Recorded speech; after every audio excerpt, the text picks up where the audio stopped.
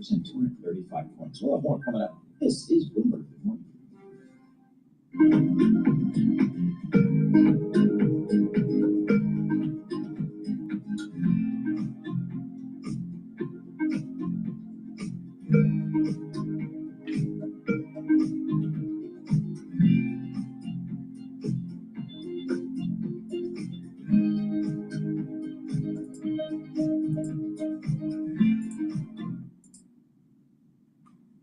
Negotiations on one side, and there is a Lebanese-Israeli negotiation on the other side, which basically is sidelining Hezbollah and the Iranian influence in Lebanon. And this is something I don't think the Iranians, and especially the IRGC, would like to see.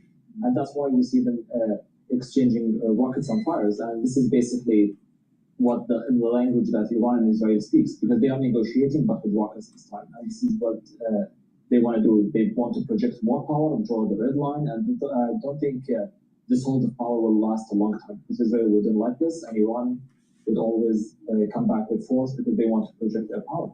And of course, it's not that just Iran, the US, and Israel that are the only players. The region is following this very closely, especially the GCC. There's been a phone call between Qatar's Prime Minister. He received it from the Iranian Foreign Minister Abbas Araghchi. What kind of conversations do you think they will be having at this point? I think it's about having them to continue the negotiations. This is number one, and also to stop escalation in the region, because at the end of the day, what's happening in Lebanon is something jeopardizing the regional security, and this is not something the whole regional countries wants to see. And this is very important. But the problem is when you see the Iranian and Israeli favoring their agendas and their own interests on behalf or on the expense of the regional security and the regional order. This is something I don't think regional countries want to see, especially if we're back in the days, we've seen, like a few days ago, we saw them using Lebanon and the GCC as a bargaining chips by attacking Kuwait and Bahrain on one side by Iran, and still Israel attacking Lebanon. So this is something, if it's not being stopped now, it will continue to expand more and more, or include more regional countries, and this will take us far from a deal. Yeah. All right. Thank you very much. Of course, as always, it's still not clear where we are with this deal. Abdullah Bandar and Al-Ataybi, thank you for joining us. Right. Well, Pakistani mediators are calling for restraint in the wake of the latest escalation between Iran and Israel. Prime Minister Shehbaz Sharif has posted on social media saying, as we work earnestly and painstakingly together with our brothers and partners to find a peaceful diplomatic solution to the conflict, and especially when the final objective is just about to be achieved, we sincerely urge all sides to exercise restraint and give peace a little more chance.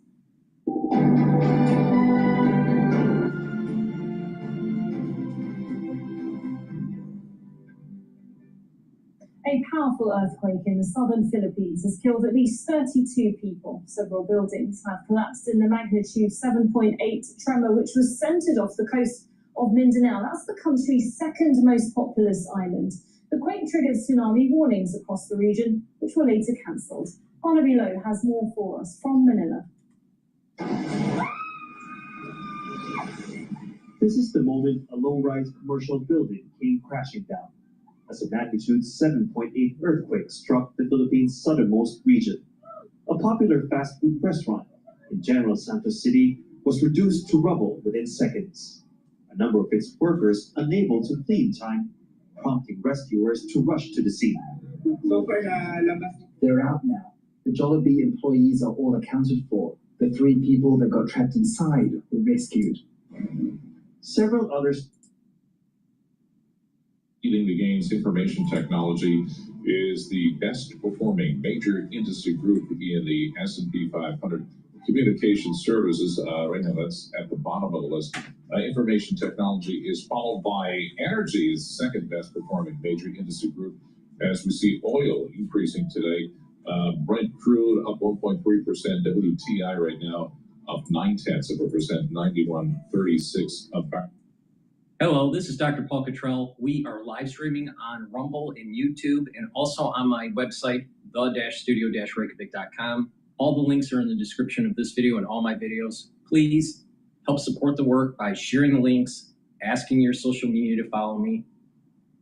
If you like the free content that I produce and you would like to help, you can donate on my website through Stripe, PayPal, or Buy Me a Coffee. It's on the homepage of my website at the very bottom. It's very easy to support the work by donating. You can be a paid member to my Patreon channel and be a paid member to my Substack channel. I also have TikTok, GETTR, X. There's many ways to follow my work. All this content is for free, so please help support the work that I do. In addition, I have great products on my website. I have ebooks, supplements, and also course material on immunology and pulmonology. So let's just briefly go through just a few of the items that I have on my store before we go into the news and the markets.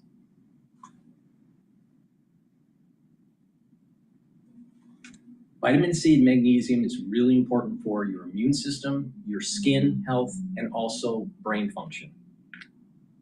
So I have a great supplement called vitamin C and magnesium. Many people are depleted of magnesium. They're not taking enough of it, especially to improve their brain function. So please go to my store, get the vitamin C and magnesium. You can stack this with the magnesium and zinc supplement that I have to also improve your immune system and your brain function. It's very important, especially post the 2020 crisis, to take more magnesium to improve brain function. Also, getting a good sleep will help slow down the aging process and improve brain function. Good Night formula will do that. It has tryptophan, melatonin, GABA, and passion flower to allow you to detoxify your body, get into those 3 to 5 cycles of REM sleep. That'll help to consolidate memory, and you'll be well rested. When you do this regularly, you will slow down the aging process and improve the neural connections that you have. So please go to my store and get the Good Night formula. And if you're 40 years of age or older, vitamin B complex is really important. The first 4 B vitamins helps the electron transport chain for your mitochondria, so you have more energy. You'll be producing more ATP, which is super important for your cells and your tissues. When you have more energy, those cells and tissues will perform better.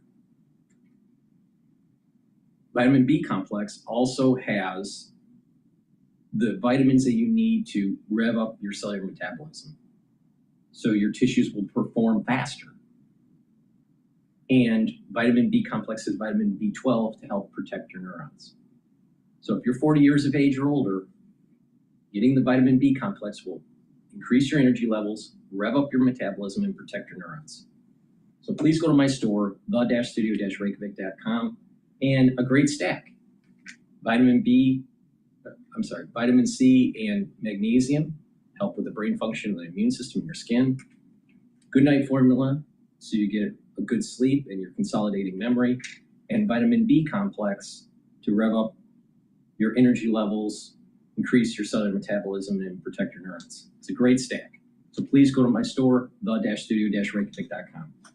All right, let's talk about the markets. All right, we're already open in New York. What the big event happened last night was Iran launched missiles at Israel. Israel knocked them down, supposedly, no damage, and then Israel retaliated and hit 3 cities. Supposedly, Iran has stated they're done with their little excursion, and Israel has also said that they were going to de-escalate with Iran. This comes on the heels of this supposedly peace agreement that's supposed to be a memorandum of understanding, is how it's being phrased in the news, where this ceasefire agreement between the United States and Iran should take place Monday, Tuesday, or Wednesday, as Trump has stated. I personally think that it's all BS. There's no way that the Iranians are going to give up their nuclear material. There's no way that they're going to give up charging tolls in the Strait of Hormuz. And this is another example that Trump thought that he could negotiate himself out of the situation, being overconfident in his negotiating abilities, and we are worse off than before. Before the war, when the United States started hitting Iran, the Strait of Hormuz was one open, and there was no tariff. There was no toll in the strait. Now there's a toll, which is against maritime law, international law. So Trump, because of him thinking that he could negotiate a peaceful solution to this, actually made it worse. Now, right now, oil is stable at 91.42. It went as high as approximately 95 last night for WTI. So Trump needs to understand that he ran the clock out. Congress no longer wants him to continue on, and that he lost the opportunity to actually destroy the IRGC. He needed to use ground troops, at least at a limited level, with the Marines and with airborne, and maybe we've already done it with special forces, to control the strait and push back the IRGC on their mainland so we control that region, and then also Card Island. But Trump didn't do that. And now he ran the clock out, and whatever peace agreement that he does get, we're going to be worse off than when we started. This is very similar to what happened with the tariffs. So Trump's negotiating ability, in his mind, is overstated. And that's being kind. That's being kind to the situation here. Trump failed. Trump has failed this. Now, he's going to spin it like he's a winner. But the thing is that everything he's touched so far since his new administration has been in a state of flux. For example, look at what's happening with the White House. The White House is now bread and circus with this cage fight thing that's going on the lawn that he's setting up. He destroyed the East Wing. I think that we should have a ballroom created, but Congress isn't going to give that to him. So what he's done is just made it into a construction site for the rest of his administration. It's not going to be finished for the rest of his administration because he didn't go through all the hoops that he needed to because he thought he knew better. Tariffs, for example, is still in a state of flux. He had a certain policy, and I do believe that globalization has hurt the American worker, white collar and blue collar. We destroyed our economic clustering by shipping jobs overseas, and we need to bring them back. He did a tariff policy to try to bring those companies back to the United States. Some of them are coming back, which is a good policy. But the thing is, we have more expensive goods permanently. The longer this Strait of Hormuz is closed and oil is elevated, we'll permanently bake in a higher inflation rate. Then he brings in Walsh into the Federal Reserve as chairman, and Walsh is pushing for a potentially a 3% inflation target instead of a 2% inflation target. So if the target is 2.7, I'm sorry, not the target, but let's say data is coming in at 2.7 for inflation, they'll say, well, it's below the target, the 3. But yet right now it's at 2. So if it's at 2.7 or 2.8, the Federal Reserve might say, you know what, instead of lowering rates, we may want to stay steady or maybe raise rates. But if you raise the bar to a higher inflation rate, you're permanently programming in goods and services to be more expensive. So the little person is going to actually see a faster erosion of their purchasing power. Now, the well-heeled or the upslope of the K economy, they'll be doing fine. But the downslope of the K economy won't be doing fine. The not so well-heeled, and that's what a 3% target means. So not only has he baked in inflation because of higher oil prices. He baked in inflation because of tariffs. And now he's going to bake in more inflation because of a 3% target at the Federal Reserve. The little person isn't going to be able to survive this. And you wonder why it costs so much for goods and services. This is the reason why. Trump has failed. Trump has failed. And you know, the thing is, I voted for him. I voted for him 3 times. I'm glad he's president. It's way better than Harris. But the thing is that people like myself that are conservative, that are Republican, need to call off on where Trump is failing. And he's failing on this. He's failing on inflation. He's failed on being able to destroy the IRGC. See, there are some Republicans out there that say, oh, don't go into the war. Well, I'm not an American pacifist. I'm America first, but not America pacifist. I'm an America first expansionist. All right? There's a big difference there. And I personally believe that the IRGC needs to be destroyed.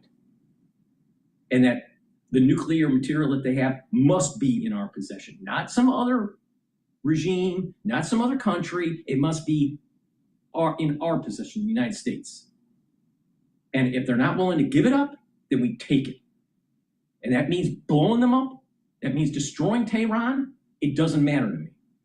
But they cannot have a nuclear weapon. They cannot have that nuclear material at such a high enrichment grade. That Trump failed. He kept on eating the clock, thinking that he was going to be able to negotiate because he's a master negotiator in his mind. But the bottom line is he ate up the clock. And now Congress is pushing back because he's stupid. Because Trump is stupid. So now he has someone in the Federal Reserve that's going to push for a 3% target for inflation. And so that means that it's in their mind okay to run hot. So if it's at 3.1, they're not going to do anything because it's close to the target. But if you look at it from a 2.0 target, it's way too hot and they need to raise rates. So what they programmed into the decision making at the Federal Reserve is more inflation. Thanks, Trump. Thanks, Trump. That's not going to help the average worker. It'll help the person that has a lot of money in the stock market because hot money flows. If you look at the correlation, the more money that the Federal Reserve prints up to a certain level, the higher stock price goes. But the other side of the coin is that the purchasing power of your income starts to go down.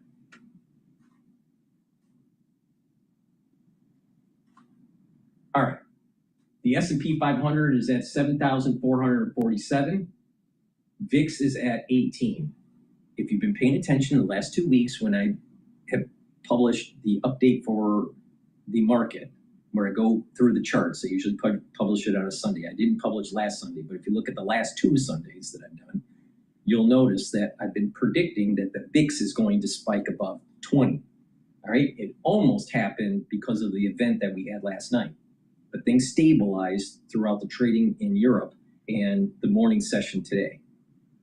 But I still am looking for that VIX spike. When that VIX spike does happen, there's going to be a little bit of a sell-off in equities, and it may be a time to buy equities for the S&P 500. But VIX right now is trading at 18. Euro is trading at 1.15, so the dollar is a little bit stronger. That's probably because of the news. And the yen has been weakening, dollar strengthening, and yen's trading at 160.112. Bitcoin has been going down lately, 63,000. Oil stabilized right now at 91.87. Now, I've been saying on the charts that I've been telling people about, pay attention to the trading range between roughly around $87, $88 as the low bound, and around around 94 to 95 for the high range. So around 88 to 95 or 87 to 94 range for oil at this moment in time.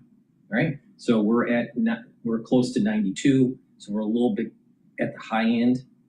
So oil might drift down a little bit in this range as long as we have a movement towards a ceasefire.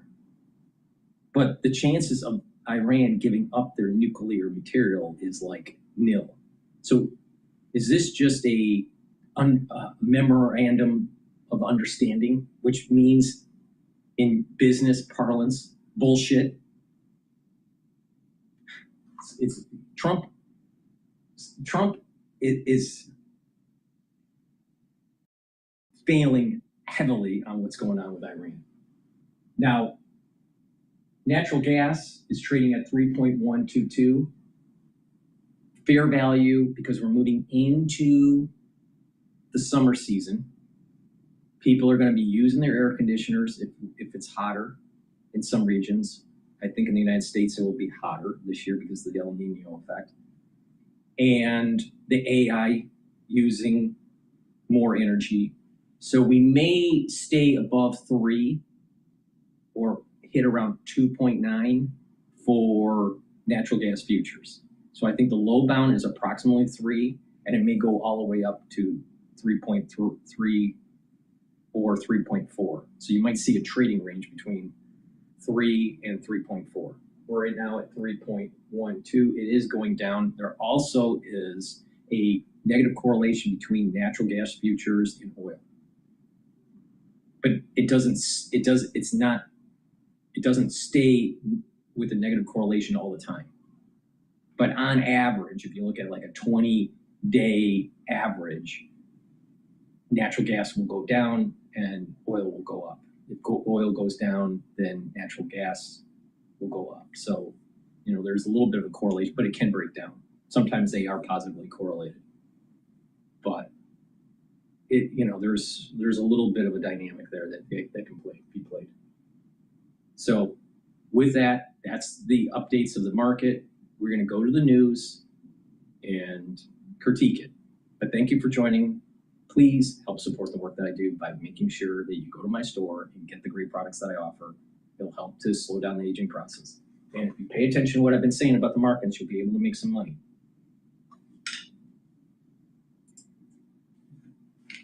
Individual leaders, Intel up 10%, also the most active. Google tapping Intel to make a bunch of its TPUs. We have Micron Technology, their shares up 8.6%. NVIDIA, also among the most active, up 1.2%. And Information Technology, the best performing major industry group right now in the S&P 500. This is a little off the radar. Tango Therapeutics jumping after the results of a study showed a combination of its drug and a Revolution medicine shrunk tumors in advanced pancreatic cancer patients. The shares of the ticker symbol TNGX up over 32%. Meantime, yields remain elevated as oil suggests a higher rate of inflation. And Colin Martin of Charles Schwab says the new Fed chair, well, he's going to have to give up on the idea of an interest rate cut.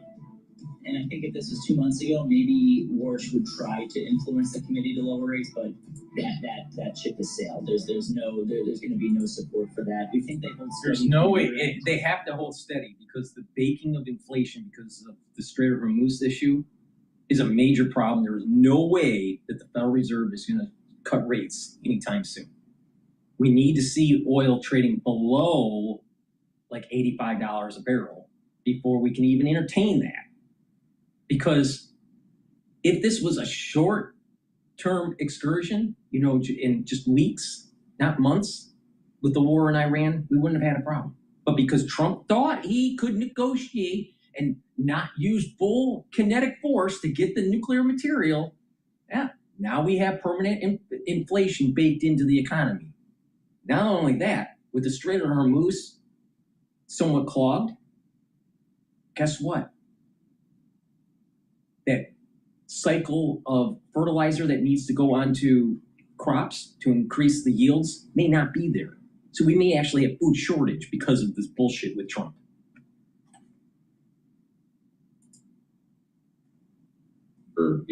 Electrifies the crowds. I think that's what he's saying to himself. So I wasn't going to say Are you that. suggesting self-awareness? No, I'm just saying it's just like all the security apparatus that has to follow you around as the president of the United States. Okay. There's something in Just throwing that out there. Yeah. You know, please post your comments online. Give us a call here. I think that's safe to say. All right, we're going to go and play a clip about SpaceX IPO. You got to be careful. I think SpaceX long term will be a very profitable company because they're going to be tied to defense. They're going to be tied to communications. They may even bankrupt AT&T and Verizon if they really want to, you know, with their Starlink. There's going to be, I think, large contracts with defense. You have this idea of building building AI up in space, you know, with the servers and have it communicate out in space, which I think is a great idea. So there's a lot of potential, but you have to be careful that there's going to be a lot of inflow at the very beginning, and then all of a sudden that inflow, because you have in private investors, retail investors, institutional investors all buying in at the same time, and then index funds having to buy in because they're going to have it on their index. Then all of a sudden, once all that buying stops, it's going to start to drift down. And don't be surprised that it drifts down 25% or 30%. Now, when it does, that's the time to buy. Not now. If you want to be smart, wait until the SpaceX drop after the IPO. I suspect that it's going to drop 25% or more, and then go in.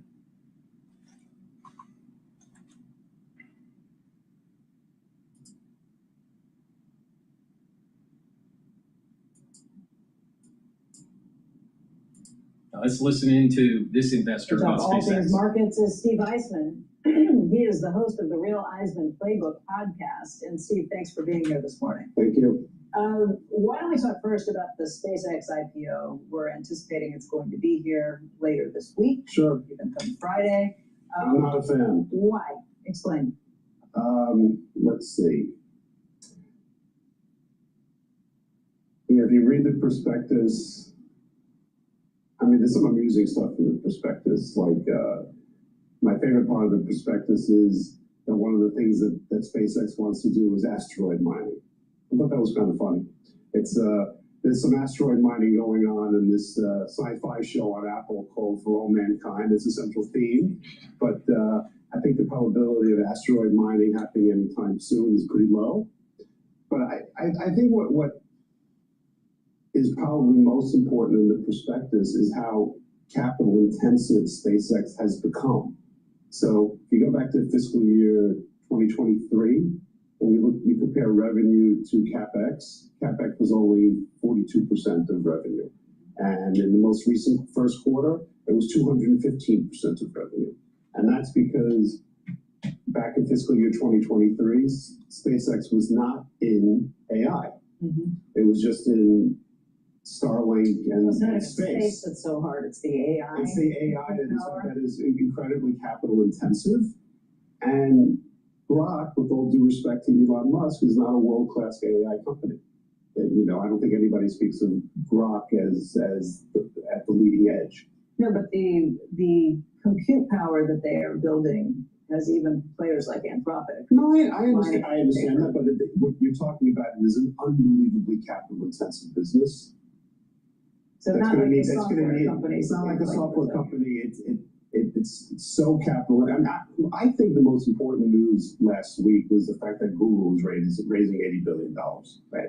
And even though it's got a ton of cash flow. But if you're going to spend when it spent $90 billion last year, it could handle it from its own cash flow. When it's spending $180 billion, it's got to raise capital, and not just capital, stock.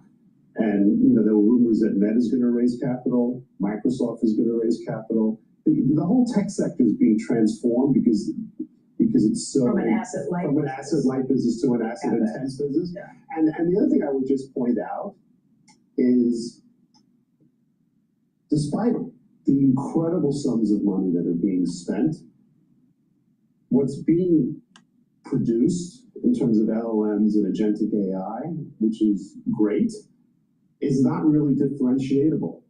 There's not that much difference So you between think it's ChatGPT. commoditized It's business? very commoditized.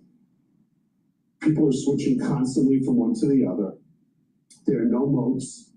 So for all the money that's being spent, what's being created, it seems to me at this point, is a commodity. So why do you think Berkshire Hathaway stepped in and took $10 billion of that Google? I have no idea. I mean, I really don't know. I mean, look, Google, there's a lot of other reasons to own Google other than AI, but there's no question in my mind that the business has become capital intensive, no moats. And the other thing that's happening behind the scenes is that until now, companies have been charging for Let me just tokens. interject. I personally believe that AI build out infrastructure is very reminiscent of the railroad build out in the 1800s. They spent a lot of money to build it out, thought that they were going to be able to control it in terms of, you know, high ticket prices and all this, and being able to command a high price for moving goods across the nation. There was a feverish pitch of activity, of building out the railroads, and then there were trusts that were made and all this exotic financing that led to eventually a crash. We need to spend this money to actually build out the infrastructure. But I think some of these companies are going to kind of fall to the wayside. They're not going to go belly up. They're very strong companies before the AI. But just look at Oracle. Oracle, extremely strong company in terms of cash flow. And they're starting to have a problem because they've been financing this build out of these servers. You may see some of these companies, the Oracles, the NVIDIAs, the Googles, Microsoft, all these people that are spending lots of money on this, they may be hurt because there's not a ROI to it, a strong ROI. Like, how do you really monetize this? Think about the internet, for example. The internet took off because it was free. Once broadband happened, once you had fiber optic cable coming into the home and you had these high-speed modems and you didn't have to do dial-up and you could go to any website and there was no moat. I mean, in the early days of the internet, there were moats like AOL. AOL was trying to consolidate the internet in a way, and people that didn't know any better thought that the internet was AOL. Well, no, the internet was way larger than AOL. Once broadband happened, and cable just charged you for the service, the internet took off for the average person. Once AI tokenization becomes a commodity, once it becomes much cheaper, then it's going to take off. But if you have lots of charges to your company, or even personally because you're using tokens, people are going to say, I don't want this variable cost. Then you're going to shed it. They've been shedding subscriptions. Why won't they shed the tokenization of AI at the personal level? And companies are going to start looking at it. When they have a large organization that's using all these tokens, they're seeing a larger bill relative to the budget that they had assigned. Now, maybe the budget they assigned for the tokenization was erroneous, but they have a problem because they're over budget. And this is part of the reason why they're laying people off. This is part of the reason why they're not hiring, because corporations didn't realize that they needed so many tokens. So in essence, what AI is, get rid of your employee, make your employee figure out how to improve their processes. Get rid of your employee that you may be spending $100,000 on. And through tokenization, you'll be spending, every time you are using the AI, maybe 30 grand in tokenization. or 40 grand in tokenization. And therefore you have a 60 grand savings. That's what they're pushing here. Now people may push back and say that's ridiculous. Also, there's a term that AI is, there's a broadening but not a depth into the organization. So it's very superficial in terms of activity that's actually being used to improve processes. Very similar to scripts or macros in Excel at that level, but you can use it not just in Excel, but you're building basically scripts and macros for other processes. That's all that is, but you're paying for it through the tokenization. You build a script in Microsoft, right? And or a macro, that's just the employee using it and not creating a variable cost through tokenization. So there may be some pushback here with tokenization.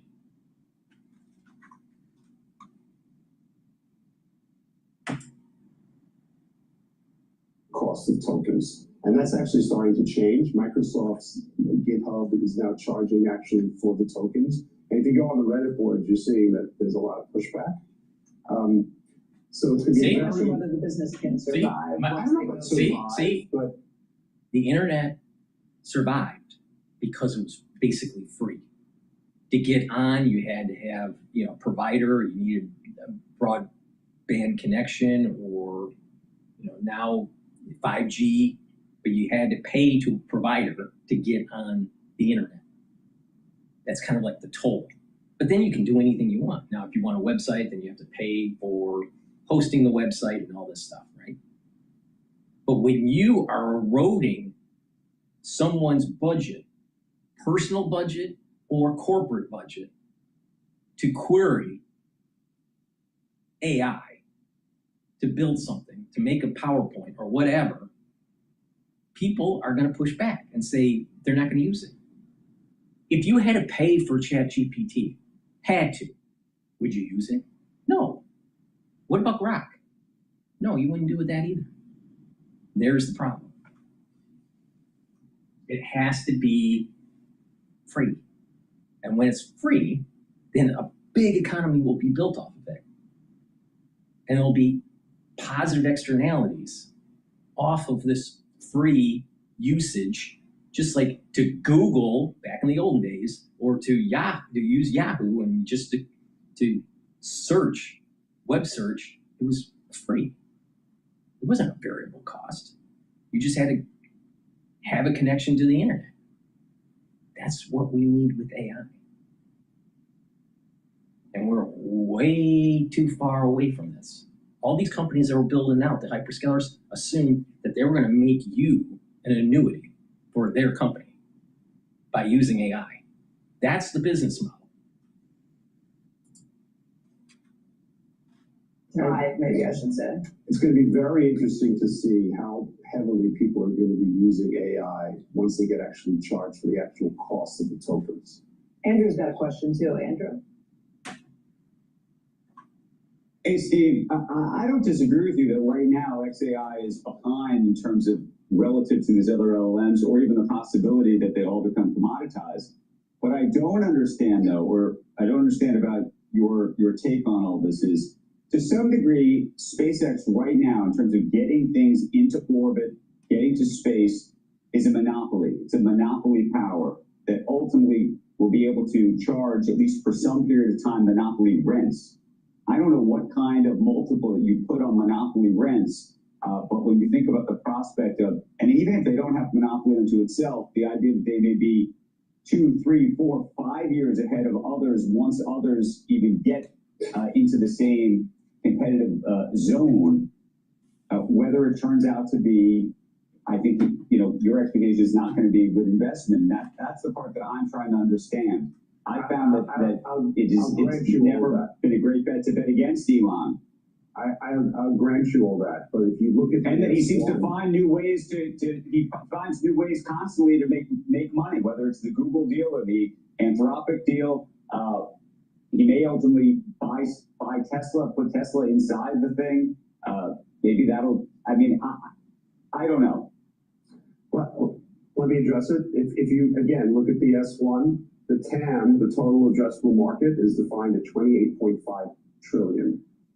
85% of that TAM is an AI. So even if everything you say about SpaceX and Starlink is true, the entire company is being bet on AI in terms of its future, not on space and not on Starlink. Those are his words, not mine.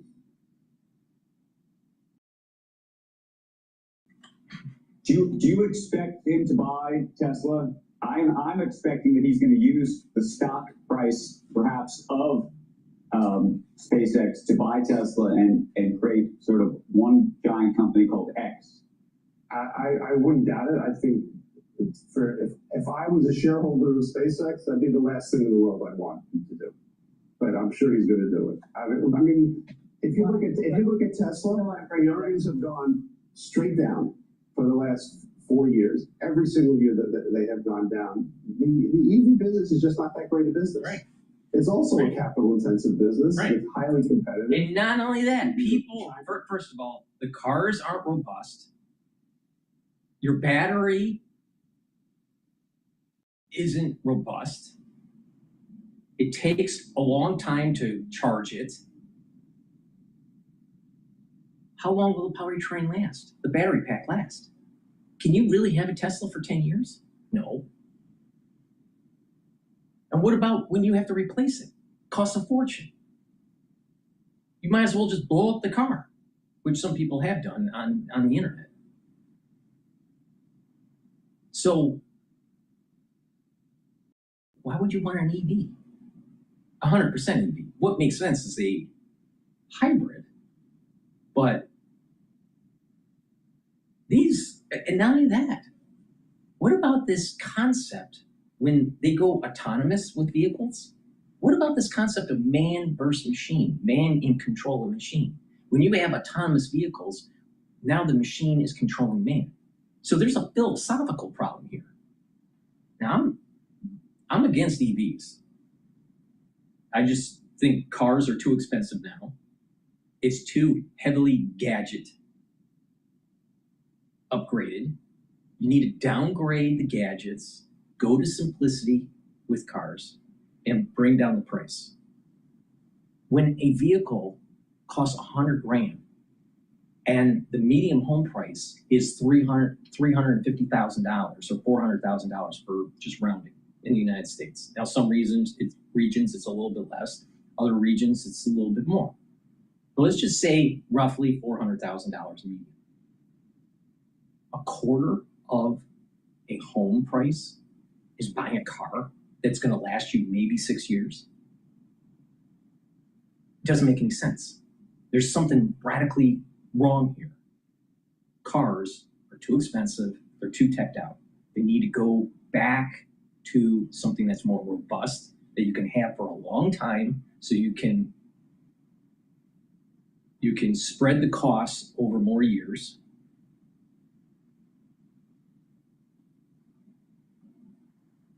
And people will have more money to spend on other things. So your cars are more expensive. Think about this. We step back and look at this philosophically. Your cars are more expensive, approximately 25% if you're going to buy it, 25% of your house. And you're going to have to pay for tokens every time you Google or every time you use your AI, Gemini or Grok or whatever. See what's happening? What did the World Economic Forum say? You're going to own nothing and you're going to love it. No, what's happening, that's code for turning you into an annuity. You are paying, you're becoming an annuity for some other corporation or corporations. And you won't have anything, you will have no net assets. You're just a paying unit. It's a problem.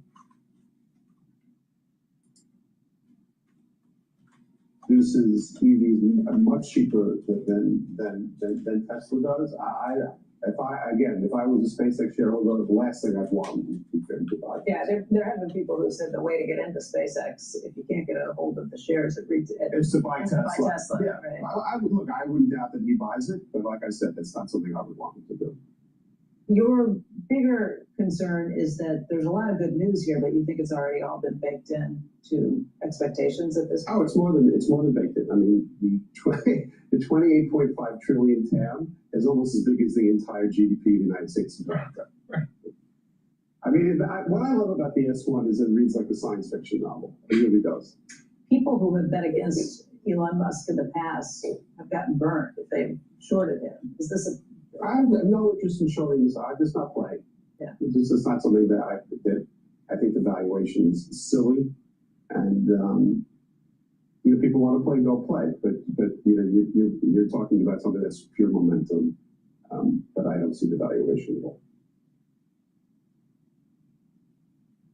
When you look at those early DSP designs, all right, how do you see some of those principles and how they've evolved? Please go to my store, the-studio-reykjavik.com, and get the barley. I have two types of barley. You can get the heirloom barley or the gladiator barley.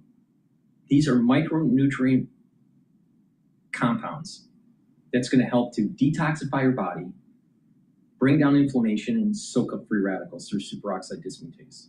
It's going to help your immune system. It's going to help your endocrine system. It'll help with keeping inflammation down and help with your cardiovascular system, brain function, even your joint health. By bringing down inflammation in those three different systems, guess what? They're healthier. When you have chronic inflammation, it causes damage. You want to bring that down. So get the heirloom barley. Take it every day. This is a month's supply. Now, the gladiator barley is very similar to the heirloom barley, but it has one added benefit. It helps to build muscle. So if you want to build some muscle and reduce atrophy, get the gladiator barley, but you will also be detoxifying your body, soaking up free radicals, bringing down inflammation. And you'll also notice that you're recovering quicker after a workout. Now, I also have Boomer Boost. Boomer Boost is a very comprehensive compound profile.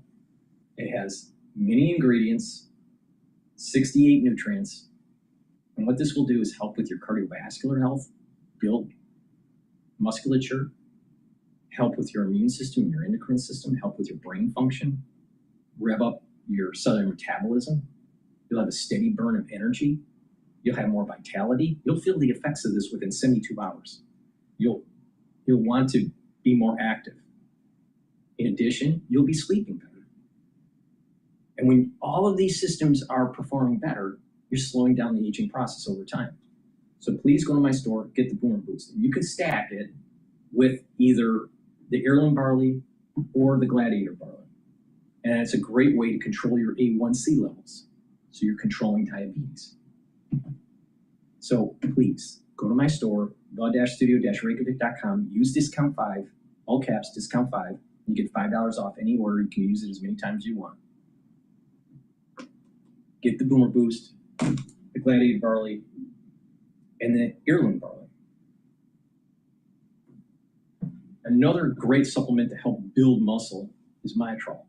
When you turn 40 years of age, on average, individuals will be methylating their genes in such a way where your epigenetic profile has silenced some of your gene expression to build muscle and maintain muscle. Cottrell will help with the gene expression to build muscle and to maintain it. So that means that you will have more musculature and less atrophy. Now, by building more muscle, you're also improving brain function. How? That doesn't make any sense, Dr. Paul. It's very simple. By building up muscle, you're building up myokines. And when you have a higher concentration of myokines, it's neuroprotective. I found some web results. I can show them if you ask again from your iPhone. You will have higher levels of myokines. And when you have higher levels of myokines, it's neuroprotective. In addition, by building up muscle, you're improving your BDNF concentrations, which is also neuroprotective. So by having more musculature, you're actually improving brain function. But also when you're improving your musculature, especially in your legs and your calves. You're getting better blood flow return, venous return flow back to your heart. So you're actually improving your cardiovascular system too by having more musculature. So you don't have to be Arnold Schwarzenegger, but you do need to be cognizant that loss of muscle mass as you get older, when you start to atrophy, is affecting your brain and your cardiovascular health, on top of your skeletal system and your musculature. So it's really important to build muscle. You don't have to be a bodybuilder, but working out 3 times a week with some weights and taking the supplements that will help you to build muscle is very important. Now, Myotrol has polyphenols, flavonoids, and lignans to build muscle. It helps with the gene expression. Myotrol will also improve the health of your mitochondria, so you have the ATP to maintain that muscle. You can stack the Myotrol with the Boomer Boost and stack the Myotrol with the Gladiator Barley. Now, if you're an athlete, younger or older, you will benefit from this protocol by taking the Myotrol, the Gladiator Barley, and the Boomer Boost together. But I've been saying for many years, you can learn from sports medicine and geriatric medicine how to slow down the aging process. So by taking the Myotrol, the Boomer Boost, and the Gladiator Barley together and doing some resistance training, even if you're not an athlete, you will benefit and slow down the aging process. So please go to my store, the-studio-reykjavik.com, use discount 5, get the Myotrol, get the barley, get the Boomer Boost. It's the-studio-reykjavik.com. Now, this is what I do. It works. I've been doing this for a very long time. It behooves you to pay attention. It also behooves you to pay attention to things that I say about the market, because you'll be able to make money on it. All right, let's listen into Al Jazeera right now. Urged Israel to halt any more shooting, given the fact that it was a concern that the negotiations between the U.S. and Iran would be jeopardized. And reportedly, the Israeli prime minister pushed back on the suggestion, but only pseudo-agreed. Now, what we do know is that the U.S. president in the last 48 hours has been working very hard to try and suggest that he has this situation, which is escalating, under control. In an interview, he said that he calls the shots, not the Israeli prime minister. And the U.S. president also suggesting that when it comes to accepting an Iran deal, that it's Donald Trump that will decide on the terms and what is being accepted. And when it comes to Israel, he will have to accept it, the U.S. president says. In other words, Benjamin Netanyahu doesn't have a choice, is what Donald Trump said. Now, the bottom line in all of this is that the U.S. president is trying to do a couple of things with his messaging. The first thing is he is trying to show that he has control and also that he is essentially pushing for calm. But the reality is, when this is a very unpopular war in the United States and Americans see this escalating, not only do financial markets get nervous, but so does the American public, which is increasingly pushing back on this conflict. The latest poll showing that the number of people in support of this conflict is dwindling. Kimberly Halkett, White House correspondent, joining us there. Thank you. Despite all this, Israel's military has launched a wave of attacks on southern Lebanon. The strikes targeted the cities of Sidon and Tyre and areas of Nabatea. Lebanese state media says at least 5 people have been killed. 2 emergency workers from Red Cross have been injured. And Hezbollah is saying it's used drones to target Israeli army vehicles and troops in the south. Let's bring in Obaida Hito now, who joins us live from Tyre, as we said, in southern Lebanon. Obaida, has there been any easing on those strikes on Lebanon in the last hour or so?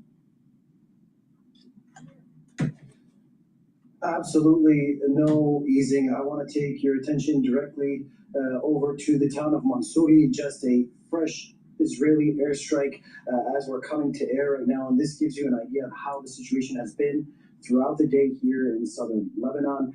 Since the announcement of Iran saying that they weren't going to carry out any more strikes on Israel, and in exchange Israel saying that they would not be targeting Beirut as long as the northern communities would not be targeted. Israel has carried out several airstrikes here around the city of Tyre. This is the latest one there at the top of the town of Mansouri. A couple hours ago, there were 2 other strikes inside the city in a neighborhood called Burj Shamali as well as Mashouk. That was followed by a very close-by attack on a vehicle in the roundabout there by the clock tower.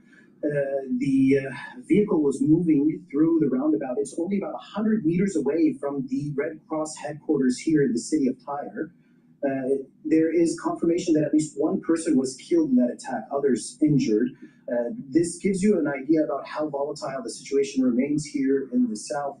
Hezbollah hasn't claimed any cross-border attacks today. They have claimed to have targeted Israeli troops inside Lebanese territory on various front lines in the Bint Jbeil area, as well as around the city of Nabatia, where Israel has recently expanded its ground operations, taking the Beaufort Castle and the high ridgeline there that overlooks Majayun and other parts of southern Lebanon.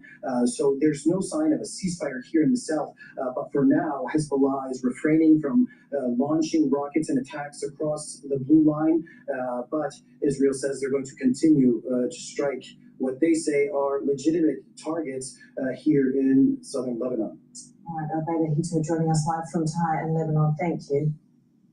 Well, as efforts continue to reach a new agreement, significant differences remain between Iran and the US. Here are the main demands of each side. Iran's primary objectives include the immediate lifting of US sanctions and the release of billions of dollars in frozen assets held abroad. US President Donald Trump says those funds will only be released once a deal is reached. Washington's conditions focus on Iran's nuclear program and the reopening of the Strait of Hormuz. Israel opposes the negotiations and is demanding Iran dismantle its nuclear program and stop enriching uranium. Joining me in the studio now is Abdullah Bandar Al-Taibi, an assistant professor in international affairs at Cottrell University. All right, what we're going to do is we're going to pivot over to Cash Jordan because we need to know why New York is going to hell in a handbasket because of Commodore Napoleon the Pig, aka Madani. But before we do that,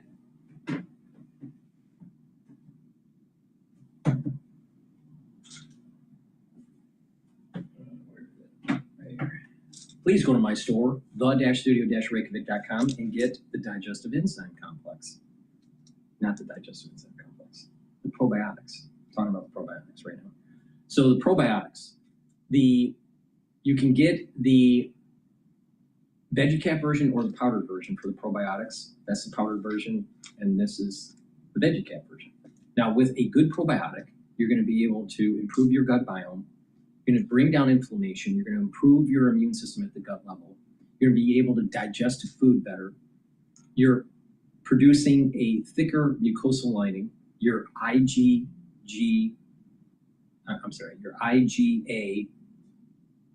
titer levels will be higher, and you're going to be reducing leaky gut syndrome. By having a good gut biome, you're also going to reduce allergies. Getting allergies, part of the reason why people get allergies is because of a thin mucosal lining because of the crappy food they eat. So stay away from processed foods, drink filtered water, and take a good probiotic. Really important. It's a great foundation, and there's added benefit. Your metabolism will improve, your skin will improve, your brain function will improve, because with a good gut biome, what will happen is you're going to be able to sleep better at night. You're going to be able to get into those 3 to 5 cycles of REM sleep and deep sleep. You're going to be detoxifying your central nervous system and consolidating memory. So good gut health is very important for overall health in your body. So please go to my store and get the VeggieCap version or the powdered version of the probiotic. Now, I prefer the powdered version of the probiotic because I take all these different powders like the collagen and the lignans and the Boomer Boost, the Gladiator Barley. So it's just easier for me. But some people prefer the VeggieCap version. So please go to my store, get the very high quality probiotics that I offer. It's the foundation of slowing down the aging process. Then there are 4 pillars on top of that. You can get the Max 35 or Cleanse to improve your innate immune system. C60 is the second pillar to soak up free radicals. The third pillar, the turmeric ashwagandha lignans. And the fourth pillar, Boomer Boost, to rev up your energy levels and your cellular metabolism. So please go to my store, the-studio-reykjavik.com. Use discount 5, all caps, discount 5, and you get $5 off. If you spend $100 or more, you get a free gift until supplies last. All right, let's listen in to Cash Jordan. This digital calendar lightening my mental load makes it worth every penny. I wasn't fully convinced the Skylight calendar would be able to do it until I finally got one. We want Governor Hochul to remove Mayor Mamdani because he has been absolutely negligent in the equal application of the law in the city. So, voters in New York City are very upset with the mayor who's on a communist crusade with new schemes to confiscate buildings across New York City while allowing mobs to run rampant on our streets, which will soon be full of free grocery stores and free apartments, apparently. But the problem is all of that is going to require a lot more money from the people who just demanded the mayor's resignation. What was your reaction to his proposal earlier this week about seizing negligent properties? At first, I thought it was a joke when someone shared it with me. I didn't think it was real. You know, his plan is to see if New York City can handle this business better than we can. Organizers say the mayor has failed to address, quote, rising radicalization and anti-American extremism in the city. They want him out of office. It's a roller coaster of things. When I say weaponize the building department, what by that I mean is strapping the building department in private ownership with so many fines that they're going to be so deep, and they're going to determine exactly what the fines are and how high they're going to go. Basically, it's the socialism of private property. That's what's going on, right? So that's what communists do, right? If you have to do improvements on apartments, following all the regulations, and then be capped on how much rent you can charge those tenants, the tenants lose. Just what. I think there were a lot of people that knew and thought that this was what he's going to do, and he's doing it. And I think you all should be very concerned about that New Yorkers put him, knowing what he was, into office.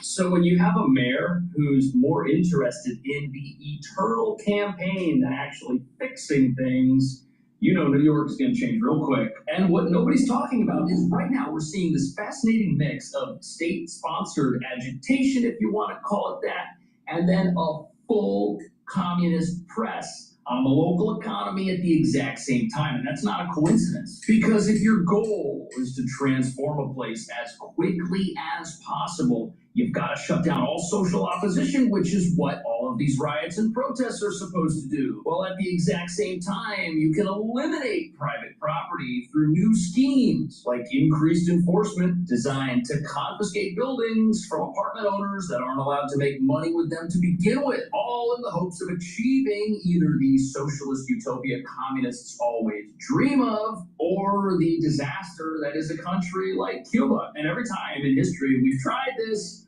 we've always ended up with Cuba, sadly. We've never gotten the dream. But you see, communism, it always fails because of somebody else's fault or because we didn't have enough communism. And this is something our mayor proudly believes in. And his philosophy explains why local businesses are finding it so challenging to work with the mayor as the city now looks to be on a path straight out of a socialist regime playbook intent on total control and transformation. Which brings us to the real reason people are protesting right now. They're losing their private property and they're losing the society around them that enabled them to get it, which is just disintegrating, and it's frightening. But the justification for these new land grabs and the free grocery stores is that rents in New York are so high, nobody can afford to live here, and our stores are so expensive, we need the help of a socialist to punish people who can't afford groceries, even though people living in America already qualify for nutrition assistance at the federal level. But while many people watching this are likely in the camp that New York has already passed the point of no return, the people out on the streets of the city haven't given up yet.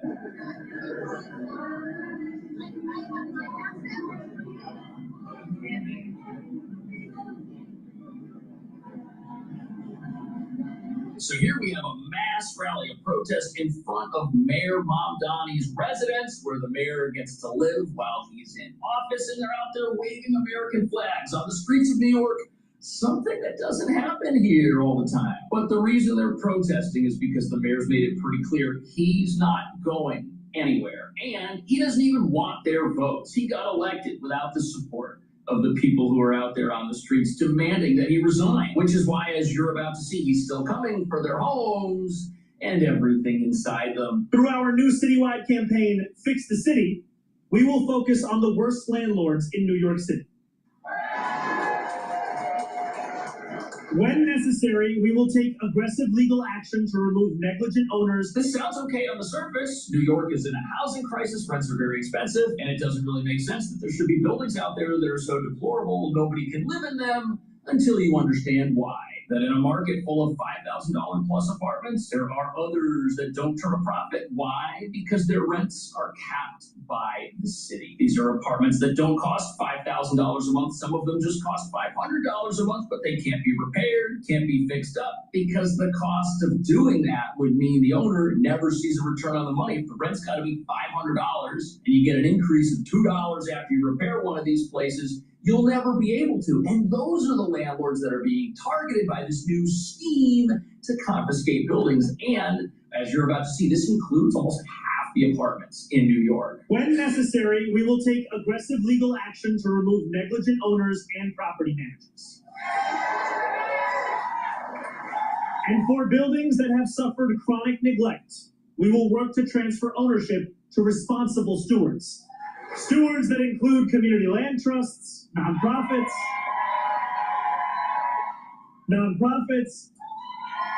They're using nonprofits and community land trusts as state ownership. It's communism. And all of these kids that voted for Mamdani getting their education at Ivy League or Ivy League Plus and want to live in New York, they all voted for this crap because they think communism is great. This is an erosion of the Enlightenment. The Enlightenment is really simple: life, liberty, and property. He is antithetical. Mamdani is antithetical to the Enlightenment. He is part of this postmodern philosophy that anything goes. You could just take it. Well, no, it's not anything goes. The foundation of our constitutional republic is based on the Enlightenment.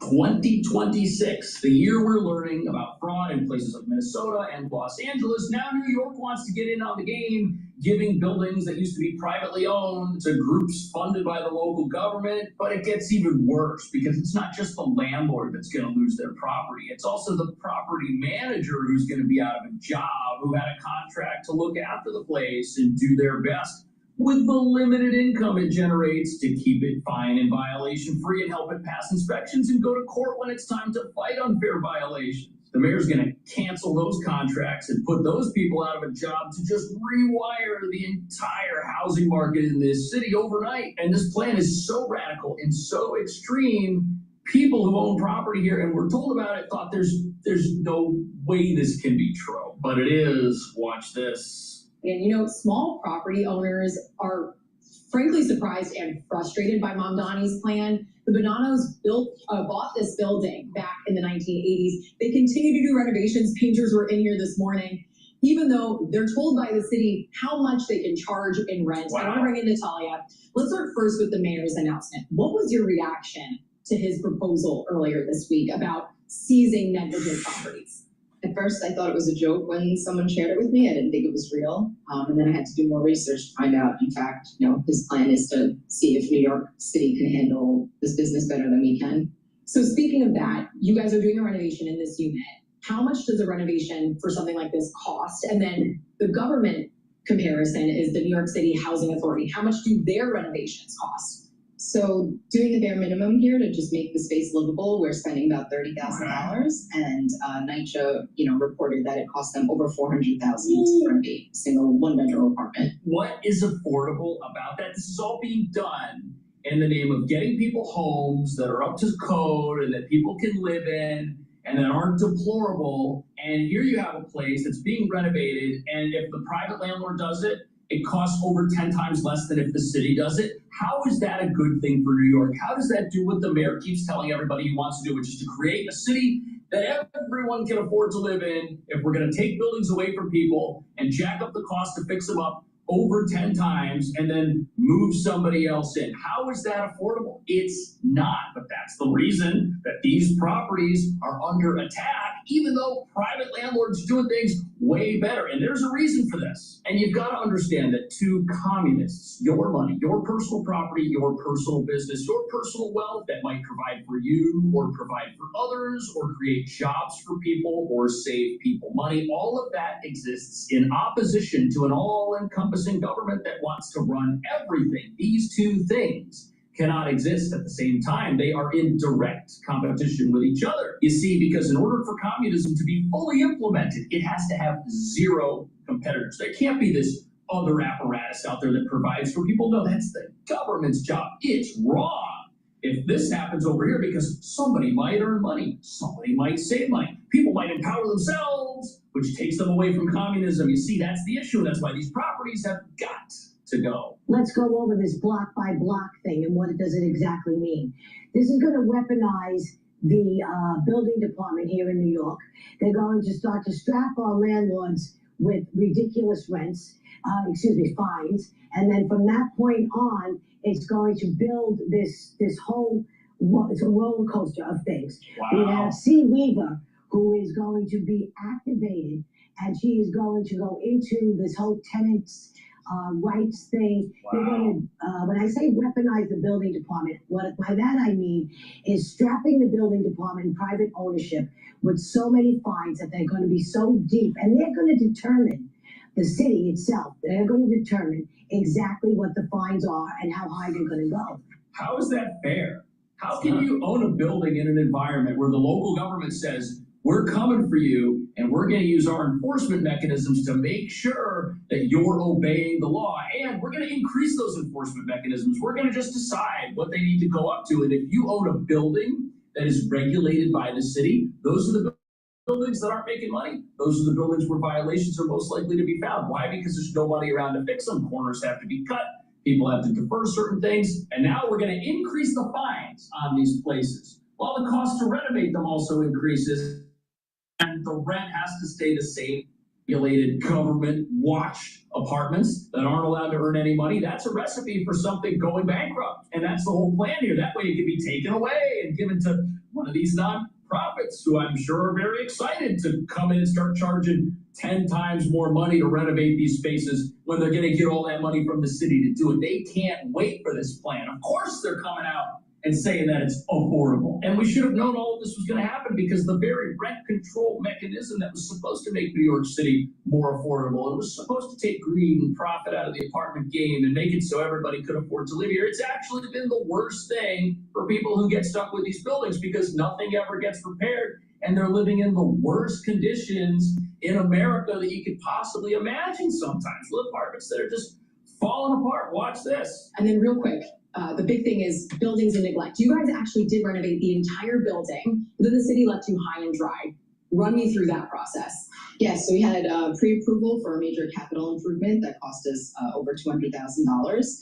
And in return, we would get a $14 per room per month increase in rent. And when it was all done in 2021, the city said actually we're only going to approve $1.96 per month increase. Whoa! Okay. So the way these buildings work is if you want to fix them up, you've got to get approval to go into one of these places that are just falling apart and get the city's permission. You've got to tell them how much it's going to cost to fix the building, and the city will tell you what you can earn back, because in order for money to exist to fix something, the opportunity to earn that money back has to also exist, but it's the city that's making this determination. And this woman here on Fox apparently had a plan that was approved by the city, went to them and said, hey, we're going to do this, we're going to spend all this money. And the city said, okay, go ahead, you're going to get $14 every time you do a room like the one I'm in right now. And then they brought it down to less than $2 a room. They just changed the game after the money gets spent. I mean, that's a hostile system right there. That is a system that is designed to destroy wealth, is designed to destroy property, and is designed to just take people out. And it looks like this is all being done on purpose and is now about to get even worse. This is going to be an absolute disaster for us. Wow. Absolute The disaster. New York Post agrees, Vicky. They read about Mandati's plan to squash private landlords. It'll be nothing but a disaster That's for correct. tenants. I mean, rent's already sky high in the That's city. correct. It says Mandati's housing ideas Ideas chief. who you just mentioned, openly promotes imposing low rents and high taxes to squeeze owners into foreclosure so that the city can grab their properties from So them. everyone knows The this. aim is legalize theft, but after all, confiscating private property is a pillar of socialism. Right, because private property does something that socialism is supposed to do, and socialism can't have any competitors. They don't want to compete with a free market that's going to beat them. So they need to get rid of that free market. They need to eliminate private ownership, because if you have private ownership, you have somebody who can earn a profit and who can enrich themselves while saving other people money. And all of this happens away from the government. Nobody's thanking the government for doing this. Nobody is beholden to a socialist system for providing for them. People don't have to come to the government and ask for anything. And to a socialist, that's rebellion. To a socialist, that is revolt. You can't have that happening if you're going to have the government in control of everything. That is totally unacceptable. And that's why the point here is to completely bankrupt everybody who is a threat to the new regime, if you want to call it that. Because this regime cannot have anyone in opposition to it. No competing power structure at all will be allowed to stand. And here's where this is going to lead. If you take half the apartments in New York and you put those landlords out of business and the city takes over those buildings, where are they going to get the money to run them? They're going to need to get it from the other half, aren't they? And what that means is every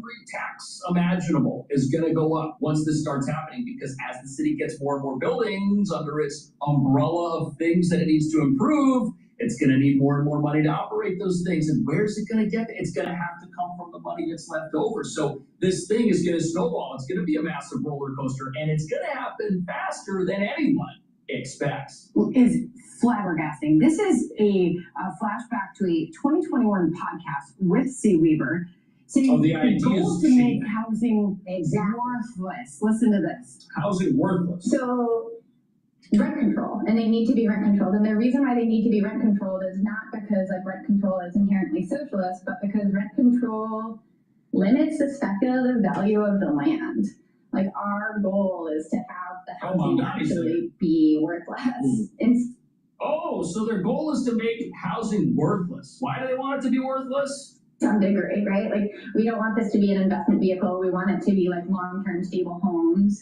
We don't need people to become millionaires off their homes. So they don't want you to become a millionaire off your home. They want this to be a long-term stable investment. But here's the problem. In New York City, the average home price is several $100,000. It's hard to buy a moderate home in this city for less than $700,000, so to speak. So they don't want you to get any appreciation. They want you to pay for the place and live there, and that's it. And the problem with that is something can't be a long-term stable investment if the profit on that investment is at all limited or is at all regulated and can max out. If that happens, investors are going to look at that and say, I don't want to do that. And look, home ownership isn't about somebody getting rich. But if the possibility to get rich isn't there, you're going to dissuade people from doing it. This is like the best workout advice I ever got back when I used to go to a gym. Somebody at the gym who was in great shape told me, they said, hey, you should try to get jacked because you probably won't. Most people won't. But if you don't try, your results will be worse than if you tried and didn't succeed. This is the same thing. People have to be able to go into something with the hope that it can materialize. But here's why that's not going to be allowed to happen. This is a communist move. We cannot allow this to happen. My tweet went absolutely nuts, viral. And the reason is because I've been calling her out since January when he appointed her. And she had everything to say about white ownership, if you remember, and stuff like this. But let me say that this is a violation of the Fifth Amendment of the Constitution. Okay? They're not allowed to do this. And the only way we're going to be able to stop them is with a lawsuit. Now, this goes back to what I've been saying. It's about the Enlightenment. It's property rights. Our constitutional republic is based on property rights. And that's why our constitutional republic is antithetical to socialism and communism. We are built on the idea of capitalism. Please go to my store, the-studio-reykjavik.com, and get the great supplements that I offer and help support capitalism. Get the vitamin D3. This vitamin D3 is dual purpose. What does it do? It helps to get rid of cells that need to go into apoptosis if they're infected. Super important during the cold season. Vitamin D3 also helps to build denser bone because it helps to absorb calcium. Vitamin D3 is very important for cardiovascular health, to reduce plaque formation. And vitamin D3 is a gene expression cofactor, so your genes are expressed properly. So please go to my store and get the vitamin D3. Now, this stack that I'm going to tell you is super important to slow down the aging process. You can take them separately, but there's synergistic benefits of stacking this. Turmeric brings down inflammation, soaks up free radicals. Ashwagandha root controls your cortisol levels and helps you to control your blood glucose levels. Lignans soaks up free radicals, brings down inflammation, helps the immune system and the cardiovascular system. Now, you stack these together. It does wonders. It's keeping inflammation down. You're boosting up your immune system. You're helping your endocrine system. And by bringing down that inflammation, you're helping brain function. You're helping that cardiovascular system and even your joint health. You'll be able to recover quicker after a workout. And taking this stack daily, you will notice that you're slowing down the aging process. And it's the third pillar of the protocol. So please go to my store and get the turmeric, the ashwagandha lignans. You can take them separately, but they stack really well. There's synergistic benefits to stacking. Now, the first pillar of the protocol, simple. Cleanse, which is 30 parts per million, or max 35 parts per million, or max 14 parts per million. They're at different price points. Pick whichever one you want. Take a teaspoon a day, swish it in your mouth, about 20 seconds, 30-second gargle, and swallow it. What this will do is improve the health of your oral cavity and your oral pharynx, maintain a mucosal barrier, help the health of your epithelial cells, and boost up your innate immune system. It's really simple. And if you're sick because of the cold season or whatever, take a tablespoon or two until you're healthier, and then you go back to your maintenance dose of a teaspoon. I've been doing this protocol for over 6 years, every day. Every day. Teaspoon, every day. If you're not feeling well because of the cold season, or someone around you's not feeling well, take a tablespoon. It's really simple. Every day. And what this will do is help to neutralize and maintain that health of the epithelial cells. Super important, especially for the oral pharynx. Let's go back to socialism. I'll tell you, New York, if New York doesn't wake up, it's going to go down into the abyss, very similar to the 1970s. Got a capable city council, which we do not, okay? They could stop this right now. As soon as it hits the floor, this law should not be passing. But they reintroduced it, it's known as COPA, they renamed it. And let's also go over something else. We have city-owned properties called NYCHA. They are the worst landlords that the city could ever ask for. Right, and they have over 6,000 empty apartments right now in these city-run properties that New York is already in charge of and is already failing. So we've got the case study right here. Is New York City up to the task of entering the real estate market and making it better? Obviously not. But the goal here isn't to shy away from that. The goal here is to double down on that failure and to expand that failure and to just get rid of all opposition to it. And the thought of these communists, the dream, if you want to call it that, is that if we could only raise taxes fast enough and raise them high enough, we would have enough money to fix all of the things that we need money to fix. That's their goal. And of course, the mayor knows there's going to be lawsuits. Of course, there's going to be opposition to this. Of course, property owners are going to come after this and are going to sue. But if they're already losing money, if they're already going out of business, how much time do they have? How many properties is the city going to absorb while the owners walk away because they're just totally destitute before this even meets a court that will overturn it? And depending on how long all this takes, is that even going to happen? Let me know. Thank you for watching. I'll see you in the next video.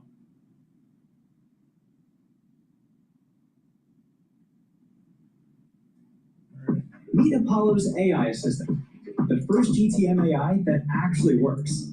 From simple ask, repricing of the space industry because of SpaceX. What was the narrative before SpaceX's IPO? What is it now?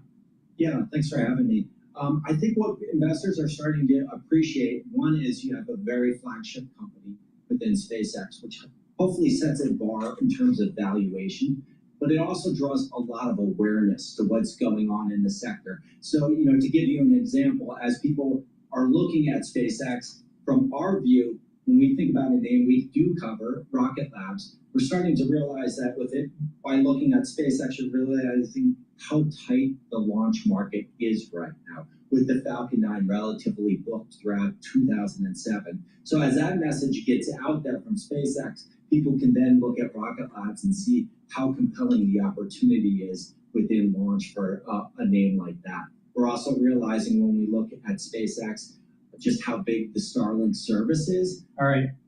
Iran is stating that they're halting attacks on Israel after overnight strikes. So let's listen into Fox News here. It's a Fox News alert. Israel and Iran trading fire overnight with the most strikes we have seen in months. But President Trump posted on Truth Social earlier this morning saying that Israel and Iran are looking to do an immediate ceasefire as, quote, final negotiations on peace are proceeding. Chief Foreign Correspondent Trey Yates was talking to the president. He is live in Tel Aviv with the latest. Hey, Trey. Yeah, hey guys, good morning. It looks like these sides are listening to President Trump. Iran's Islamic Revolutionary Guard Corps just announced they are halting attacks against Israel, but maintain the ability to fire again if the Israelis target Hezbollah in Lebanon. This is a significant development and an indication we may be looking at an off-ramp here after a whirlwind 24 hours across the region. This all started yesterday afternoon when the IDF struck the Lebanese capital of Beirut, going after the Hezbollah neighborhood of Dahya. Immediately after, Iranian officials threatened to fire on Israel, and hours later they did just that, launching 4 waves of ballistic missiles toward the northern part of this country, sending hundreds of thousands of people into bomb shelters. The Israelis, after, decided they were going to return fire and strike Iran. But I was speaking with President Trump as these missiles were soaring through the skies of this country, getting his initial reaction, and the president told me what I would suggest to Iran: you shot your missiles, that's enough, get back to the table and make a deal. And again, the president reiterating his desire for a diplomatic solution today, calling on both Israel and Iran to stop shooting. The Israelis conducted dozens of strikes against the Iranian regime in response to that missile fire. And then early this morning, just after sunrise, sirens sounded across Israel's second largest city of Tel Aviv amid incoming Houthi ballistic missile fire launched from Yemen, an Iranian proxy there. The Iranians then followed up with more ballistic missiles against Jerusalem, Tel Aviv, and the northern city of Haifa before all of this started to de-escalate amid those calls from President Trump for both sides to stop shooting. But again, the latest information that we have, Iran's Islamic Revolutionary Guard Corps has announced they will halt their fire against Israel, and the Israelis have not struck Iran for at least 4 hours, an indication that we may be looking at a return to ceasefire. Guys? So, Trey, Hezbollah will not sign on to a ceasefire. Iran says we're not going to sign on to a ceasefire until Israel stops hitting Hezbollah. Hezbollah's not going to stop hitting Israel. It doesn't seem like we're going to have this. It seems like America back at Iran is inevitable. Yeah, this isn't over, and there are still around 50,000 U.S. forces across the region, and now we are looking at 2 international shipping lanes. Remember, there is an ongoing U.S. naval blockade of Iranian ports that is crippling the Iranian economy, and Right now, Iranian exports are down about 90%. They're extracting crude oil at a 50% rate. This is a significant blow to the Iranian economy. And the president has indicated that blockade will stay in place. Remember, he's trying to get a deal with the Iranian regime to open the Strait of Hormuz and then ultimately disable Iran's nuclear ambitions and export or destroy the highly enriched material that remains inside of Iran in the aftermath of the U.S. strikes last summer during Operation Midnight Hammer. But there was an interesting development earlier today when the Iran-backed Houthis in Yemen got involved in the fight, because not only did they launch 2 ballistic missiles toward Israel, the Houthis announced that they were closing the gateway to the Red Sea indefinitely. And it is known as Bab al-Mandab, which translates broadly to the gateway of tears. And that is what it is referred to in the region, because around 12% of the world's shipping actually passes there through the Red Sea. And so we're now looking at 2 international shipping lanes and more levers that the Iranians are trying to pull because they're backed in a corner. They don't have much leverage at the negotiating table. Much of their military was decimated during Operation Epic Fury. Their navy is resting at the bottom of the Persian Gulf. And they're trying to use what is left of their proxy groups in places like Yemen and Lebanon to put pressure on regional countries and U.S. forces across the Middle East. Right now, it appears like things are returning toward the negotiating table. But remember, President Trump holds the cards here because of that U.S. naval blockade. If the Iranians want to drag out these talks, they're the ones that are going to pay a very heavy price as it relates to their economy. And U.S. and Israeli forces remain on high alert across the region if the Iranians decide to resume missile fire toward Israel. Likely then we'd look at a scenario where higher level combat operations would resume. So Trey, real quickly, can you speak to these young people, these college students that are now going to be protesting? Over the weekend, it was reported that Iran is going to start doing the trials again of people that they say are traitors to the government, meaning people that are just, they don't want to be executed, live life like normal people. What's going to happen to these kids out here? Are they going to be a part of that 30,000 number again that they target? It's certainly a scary situation for Iranian civilians. And oftentimes when we talk about this story, we speak about the ballistic missile fire and the airstrikes taking place. But remember, Iran is a country of more than 90 million people. And many of those people were in the streets of their country earlier this year demonstrating against the economic conditions inside of Iran. And President Trump says 42,000 of them were slaughtered in the streets of their own country. And it wasn't just in the capital of Tehran, it was across Iran where there was this brutal crackdown from Iran's besieged forces and IRGC commanders. Now, many of those commanders and their headquarters were taken out in U.S. and Israeli strikes during Operation Epic Fury. And now that the internet is partially back on, we're starting to get more information and images out of Iranian territory. But remember, all of this is connected here, because when we look at the domestic pressure put on the Iranian regime as a result of this ongoing U.S. naval blockade, the pressure continues to rise. And as recently as about 4 months ago, the Iranians were considering moving their capital from Tehran because they couldn't get water to the civilian population. This speaks to how desperate the regime is, and that was before their military was damaged so heavily during Operation Epic Fury. And so we are looking at a very complex and multifaceted situation that involves the civilian population on the ground in Iran. You have hardliners in the IRGC that are still threatening to fire on U.S. bases across the Middle East. And then you have these more relatively moderate voices that exist in Tehran, like the parliament speaker, Mohammad Khalibaf, or the president, Masoud Pezeshkian, that understand they cannot beat the United States and Israel on the battlefield, and they will have to make concessions at the negotiating table. Right, and they've been sidelined, those moderate voices, it seems. Trey, thanks so much. Thank you, Trey. Be sure to like and subscribe for all the Fox News latest on YouTube and catch full shows streaming now on Fox 1. Sorry to interrupt, but this is important. The shooter who murdered my sweet little Daniel brought a highly lethal weapon. Please go to my store, the-studio-reykjavik.com, and get the C60. This is a very potent antioxidant. This antioxidant is 1,000 times stronger than vitamin C. C60 will soak up free radicals, bring down inflammation in the cell, and allow for your tissue to perform better. You can get it in extra virgin olive oil, avocado oil, or MCT coconut oil.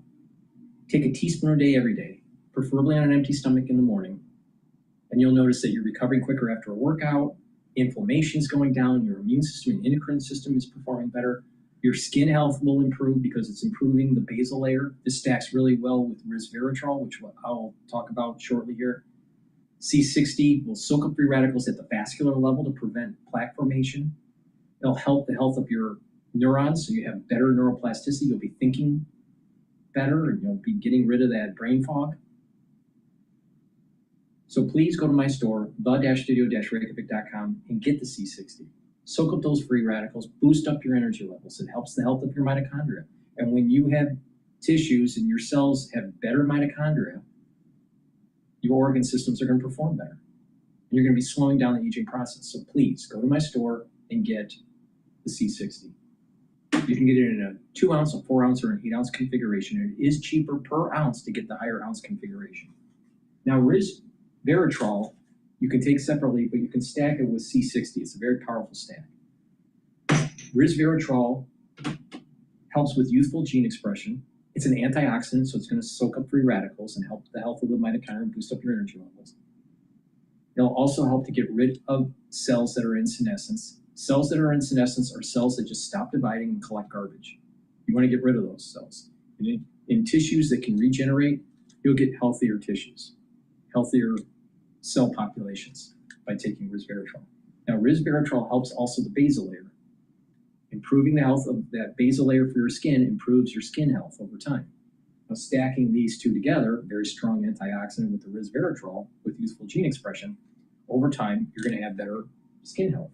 But it's holistic. You want the proper diet, proper exercise, drink filtered water, stay away from processed foods, do some cardio, some resistance training, about a little bit heavier on the resistance training than the cardio. You want about a 60-40 split. And mindfulness. Have a positive outlook on life. Learn new things. When you approach this in a holistic way and take the proper supplementation, you're going to slow down the aging process. So please, go to my store, get the resveratrol, and stack it with the C60. You can take them separately, but like I said, by stacking the supplements, you're going to improve the efficacy. Why? Because your biochemistry isn't just one path. Your biochemistry has a multitude of paths, feedback loops, positive and negative, that you want to improve on to help slow down the aging process. This is the reason why if you only take one supplement, it doesn't do much to you. But if you take a lot of different supplements because of your very complex biochemistry, you're going to be able to slow down the aging process. It's about synergistics. That's the magic of how an anti-aging protocol works. All right, so please go to my store, the-studio-reykjavik.com. Use discount 5 and you get $5 off any order. It's the-studio-reykjavik.com. The link is in the description of this video. Let's listen to CNN about what was going on with this strike between Israel and Iran are engaging in a barrage of fresh strikes. It is a major test for negotiations that President Trump said just yesterday were very close to being done. So we're going to start with a new wave of Iranian missile strikes that were launched towards Israel. This is new video into CNN overnight showing damage inside a home in the West Bank. Now this follows Israeli strikes on an Iranian petrochemical plant. The IDF said that it hit several targets at that complex. Now, these retaliatory strikes appear to be in defiance of President Trump, who called Israeli Prime Minister Benjamin Netanyahu and told him to hold off on striking back.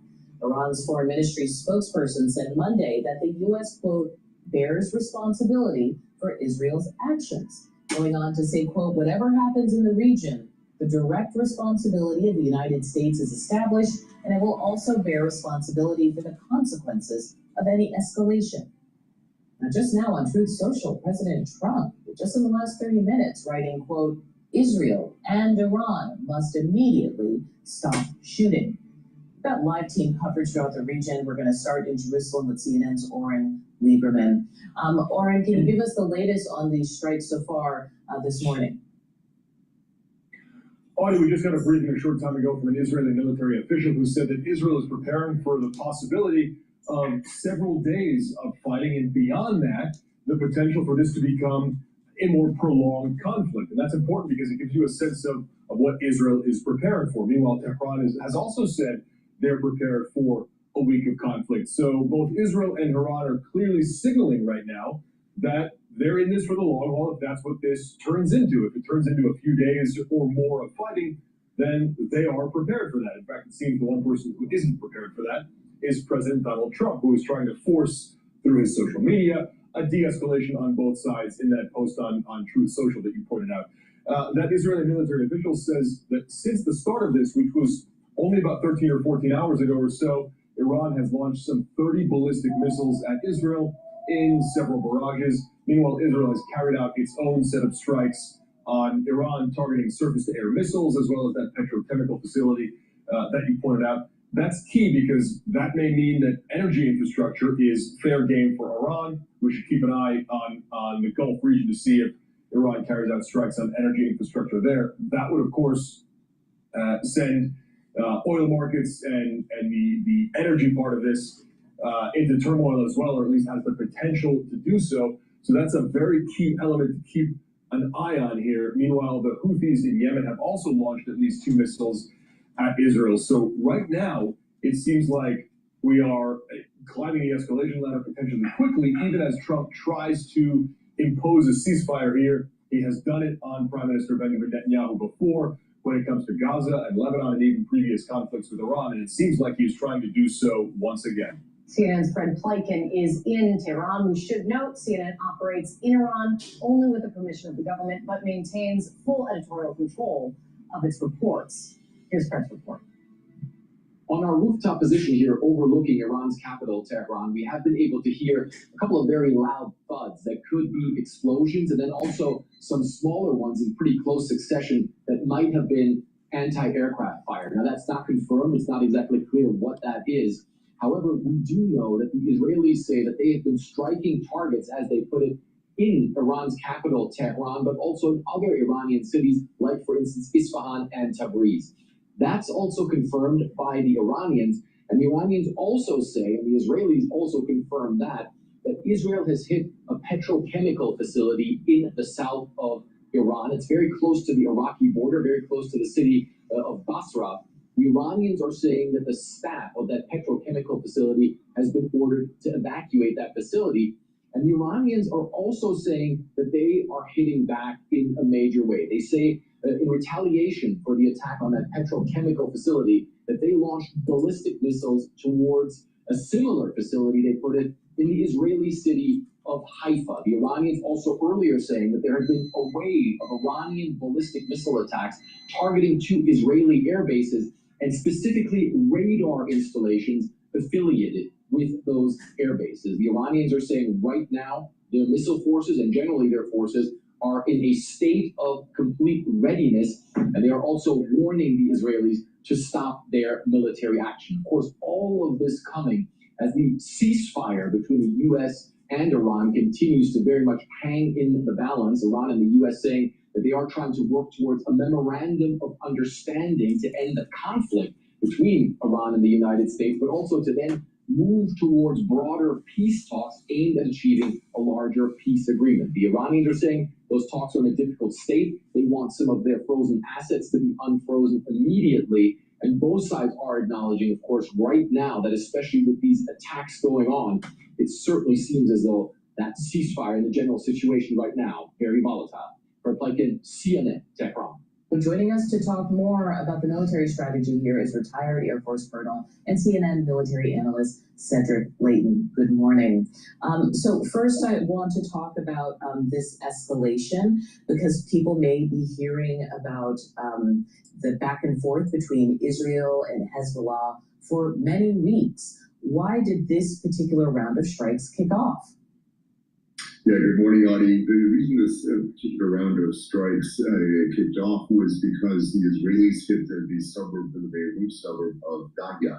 That's where Hezbollah has its main headquarters, and there are a lot of Hezbollah personnel, for lack of a better term, in the Dagya neighborhood. So the reason the Iranians basically came to the defense of the Hezbollah entities there was because Hezbollah is basically Iran's main proxy in the region, and they need Hezbollah in order not only to keep an eye on Israel, but also to potentially mount attacks on Israel. So every time that there is destruction to Hezbollah, Iran sees this as not only destruction of Hezbollah, but also of their own forces, even though they are absolutely separate.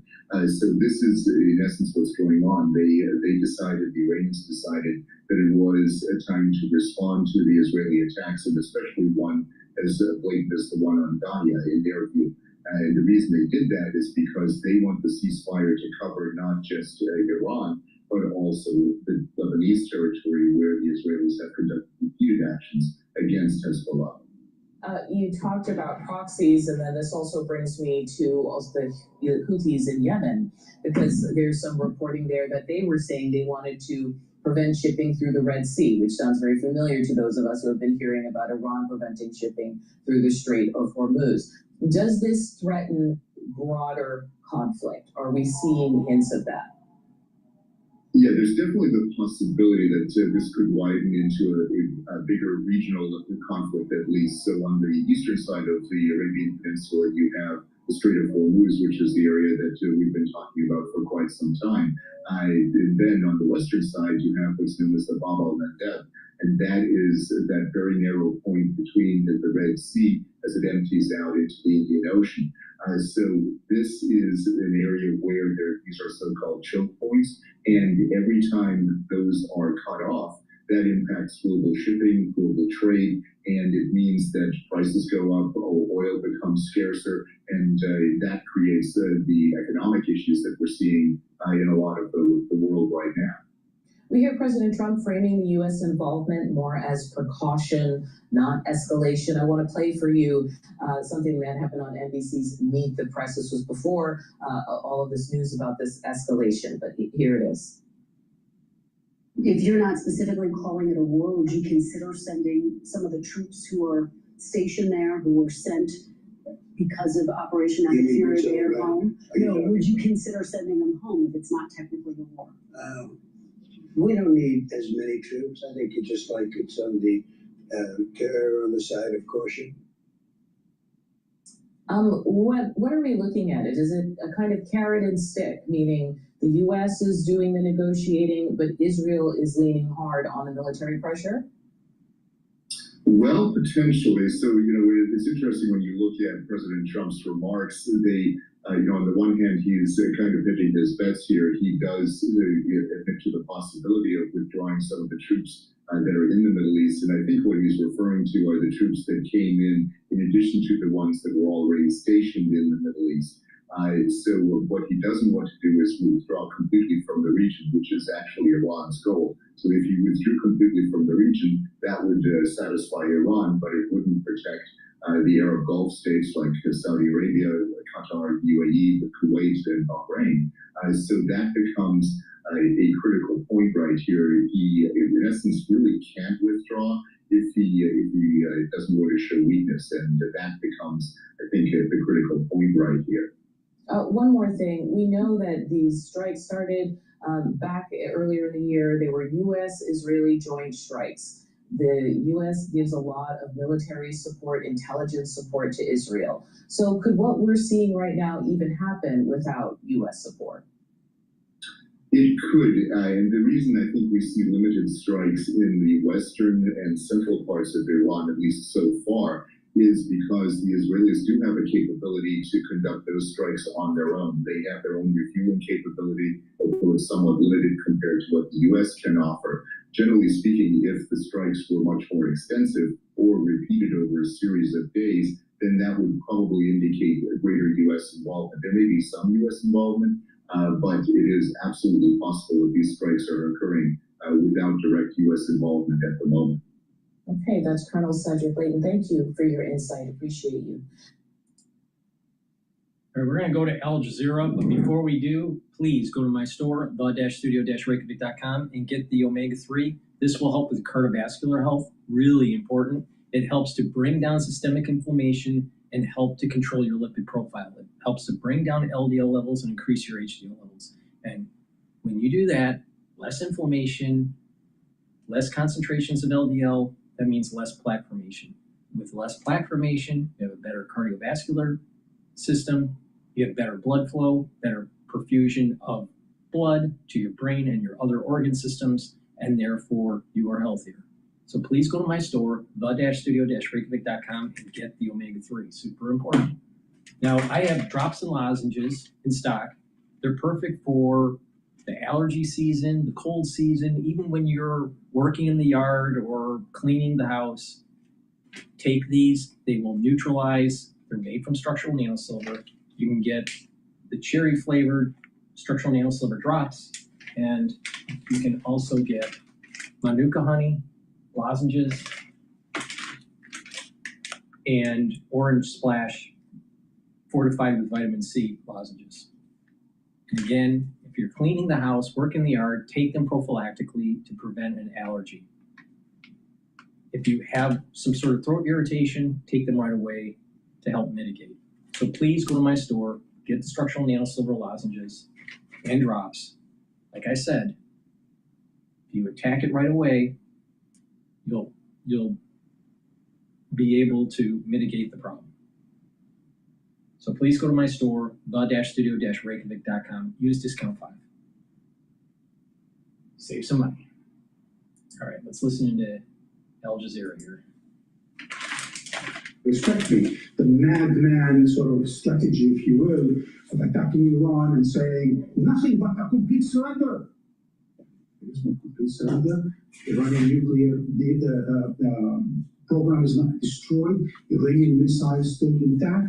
So what exactly has he accomplished? What has Netanyahu accomplished in that sense, in the strict sense of the declared objectives? So now he is stuck and he's going to be blaming Netanyahu. And Netanyahu is basically acting, according to some, like a rabid dog. I mean, he just wants to bomb, he wants to scream. And by the way, that little thing that you started with Netanyahu, I'm not sure our viewers around the world heard what Netanyahu just said. He actually said that if we didn't attack Iran, meaning on February 28th, there would have been no Israel no more. I mean, imagine the escalatory, the populist way in which Netanyahu is deceiving his own people and deceiving the world about a war of choice against Iran. And that is not to the liking of Trump at this point. Marwan Bashar, Al Jazeera senior political analyst, joining us from London. Thank you. A worsening Ebola outbreak in Eastern Democratic Republic of Congo's. Let's listen into. I want to listen into CNBC talking about this Kevin Warsh. Whoa. What's that? I just built a budgeting app in Base 44. Guys, you just built an app. Impossible. You're not kidding. A strong jobs report presenting an early challenge to the Fed. And new chair Kevin Warsh, senior economics reporter Steve Leisman has the details. Hey, Steve.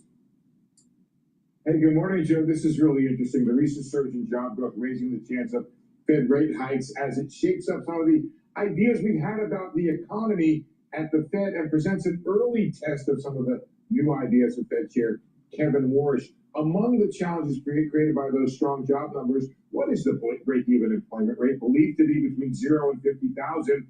What could it be now with a 3-month average job growth of 109,000 and no change in the unemployment rate?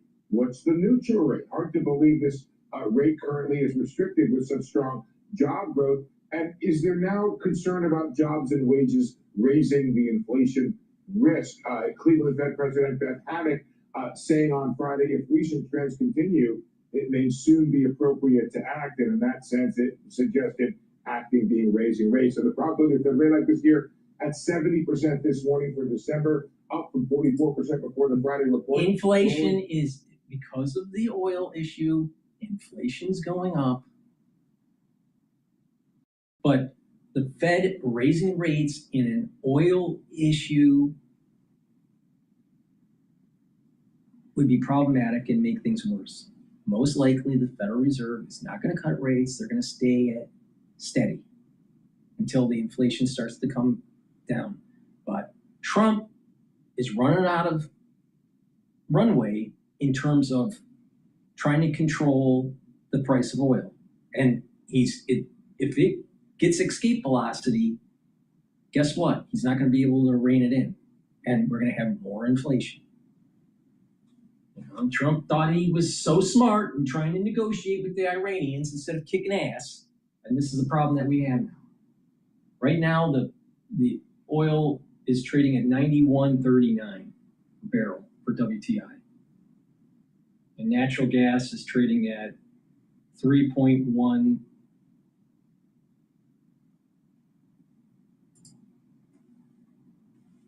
It moved past Wall Street expectations for job growth of 172,000 in May and big upper divisions in the 2 prior months. And hold on, because there's even now a 52% chance of a second hike. That would be a year from now, while everyone from the president to his top economic advisor, Kevin Hassett, are agreeing strong job growth is no reason to hike rates. The data also is. It's possible that the Federal Reserve raises rates next year. That's very possible. But right now, this year, I don't think that they're going to raise rates. But I don't think that they're going to lower rates anytime soon. Here's a Fed chair, Kevin Warsh. He's criticized this notion that strong job growth creates inflation. He said in recent Senate testimony, here's what he said. My view of inflation is a bit different from some. I don't think inflation comes about when the economy grows too much or hardworking Americans get increased in their wages. Rather, Warsh contends inflation is a function of Fed policy being too loose and the government spending too much money. His colleagues on the Fed, they don't disagree with that, but they add that an overheating economy, one running above potential, is also a source of inflation relative to where Fed policy is set, Joe. Yeah, that's it. There may be an opportunity to test all this stuff, Steve, about a hot economy doesn't necessarily mean that it's inflationary. It's hard to do during a war, though, isn't it? Because other things are inflationary. Is it possible that we could have a lot of productivity and let things run hot if the war were over? Yeah, but also, Joe, we talked about this, that the higher productivity also raises the neutral rate. That's another aspect. It really is an important question for the market, Joe, why rates are running higher. They're running higher because the economy is hot, because we have strong growth, or is it because of inflation? That's a separate reason. You can get there both ways, but it's really important how and why you get there. And you can have this strong productivity, you can raise the neutral rate, have higher rates, and the market will still do well. But obviously the market didn't like what it saw and the implications of it on Friday. I guess today it's a little more chill with it. In that same question, it's a global phenomenon too, the higher rate, but is that from oil? I don't or is there even something else that we all share that's causing it around the world? It's being able to finance the debt. Joe, that's what we all share. We all have a blank ton of it. And I'm not going to say that. I don't know what the rules are in cable so well, but there's an awful lot of debt out there. And then when you think about what happens when rates rise, the ability to service that debt becomes much more expensive. So it's kind of like a vicious circle. Now, for the U.S., we'll always be able to service our debt, I suspect. But for other countries, maybe less so. So as rates go up, it gets harder to service. And look, supply is always an issue somewhere in the equation, usually a little bit less in the United States, but eventually we're going to have to start thinking about that in a big way. Is globalization kind of splintering? Does that have any impact on rates around the globe?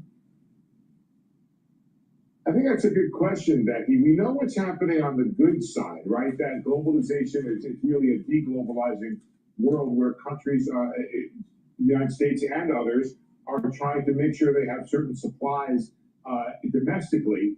So that's changing. And if that changes and you work up from goods, well, that means financial flows are probably lessening on the global scale. And so there would be less connectivity and more sort of you're on your own in these aspects.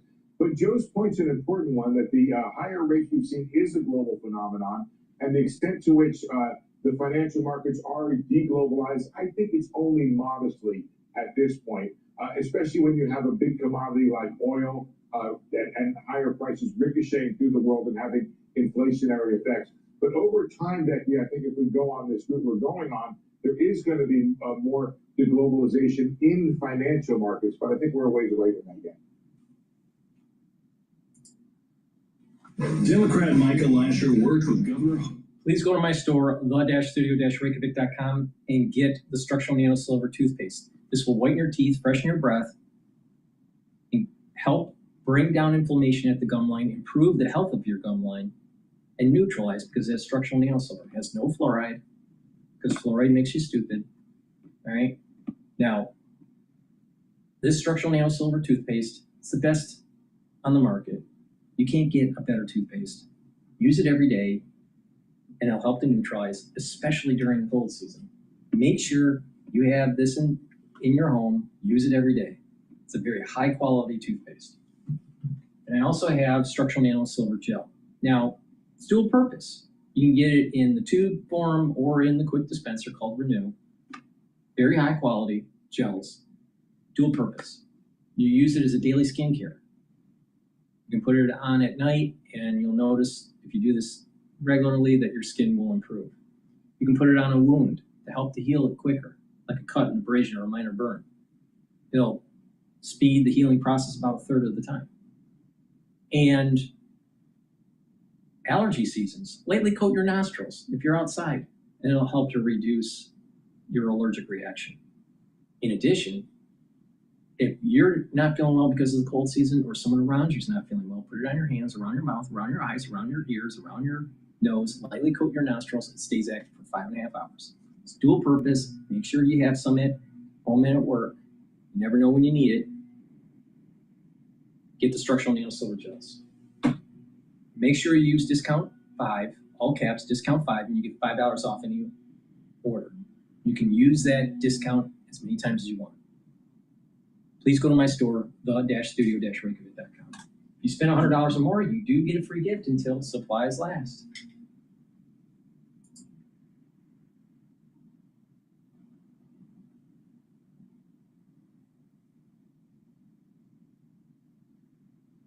Now let's listen into the biggest national security issue. The president's retired 4-star general says. This is on MS Now. Let's start in the region this hour with MS Now contributor Inzamam Rashid in Dubai. Also with us, our White House reporter Jake Traylor, and MS Now military analyst, retired 4-star General Barry McCaffrey. Inzamam, tell us about these latest strikes. Did Iran hit any of its targets in Israel, and where did Israel attack inside Iran? Well, I think what you said at the very top there, Hannah, that this is the biggest escalation since the US, Iran, and Israel agreed that ceasefire back on the 8th or 9th of April.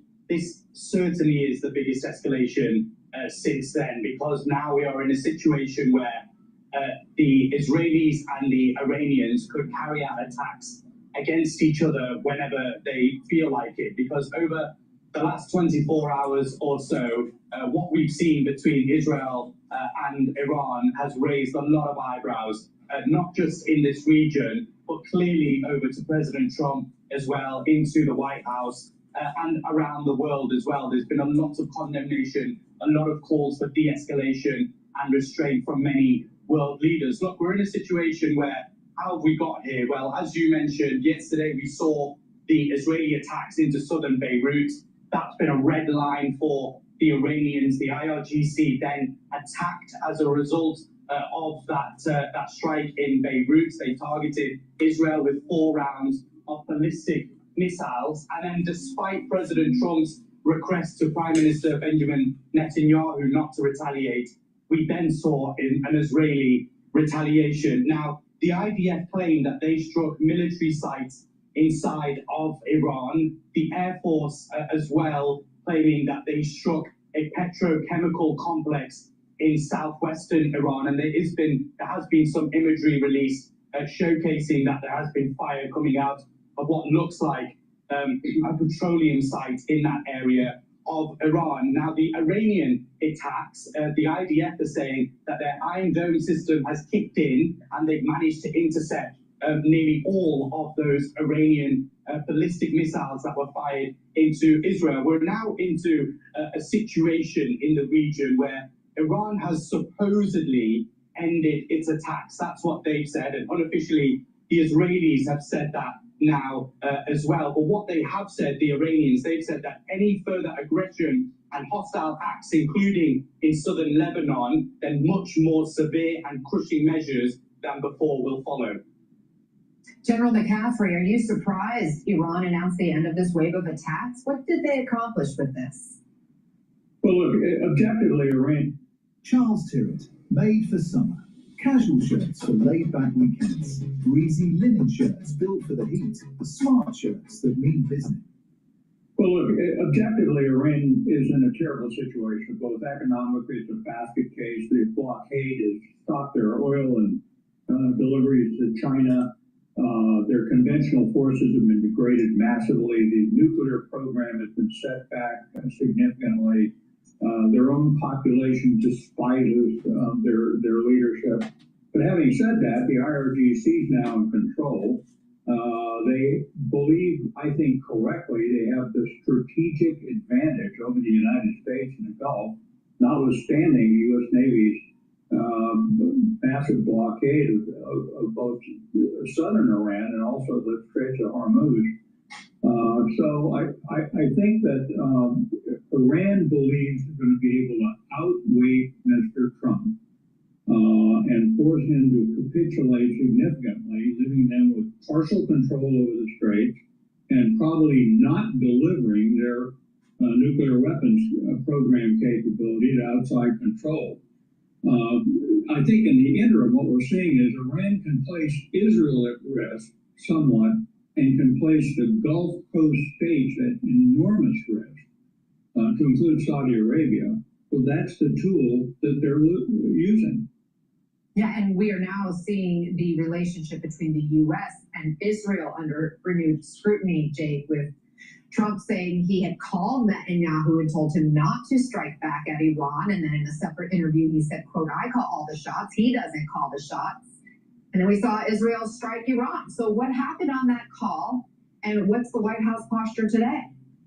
Yeah, the president's saying that is really stark because he's saying he calls all the shots while hours later, literally, Netanyahu called shots against Iran. I was on the phone with the White House official yesterday during the call as it was actively happening between President Trump and Israeli Prime Minister Benjamin Netanyahu. And that official told me the goal going into this call was to get Israel to not retaliate in any way whatsoever, to diffuse the situation, to calm things down. And then as we saw hours later, that wasn't the case. I also have just new reporting just moments ago, speaking with the White House official who told me that there was another call between Trump and Netanyahu earlier this morning, and they didn't yet divulge the contents of that call, but likely it is situated around continuing to diffuse what took place yesterday, as Insamam noted there, essentially the highest escalation we've seen since the shaky ceasefire in April. The president, multiple times in that interview with Chris Mulcahy yesterday of NBC, saying that he has the upper hand, that Iran wants to make a deal. But then when pressed and asked,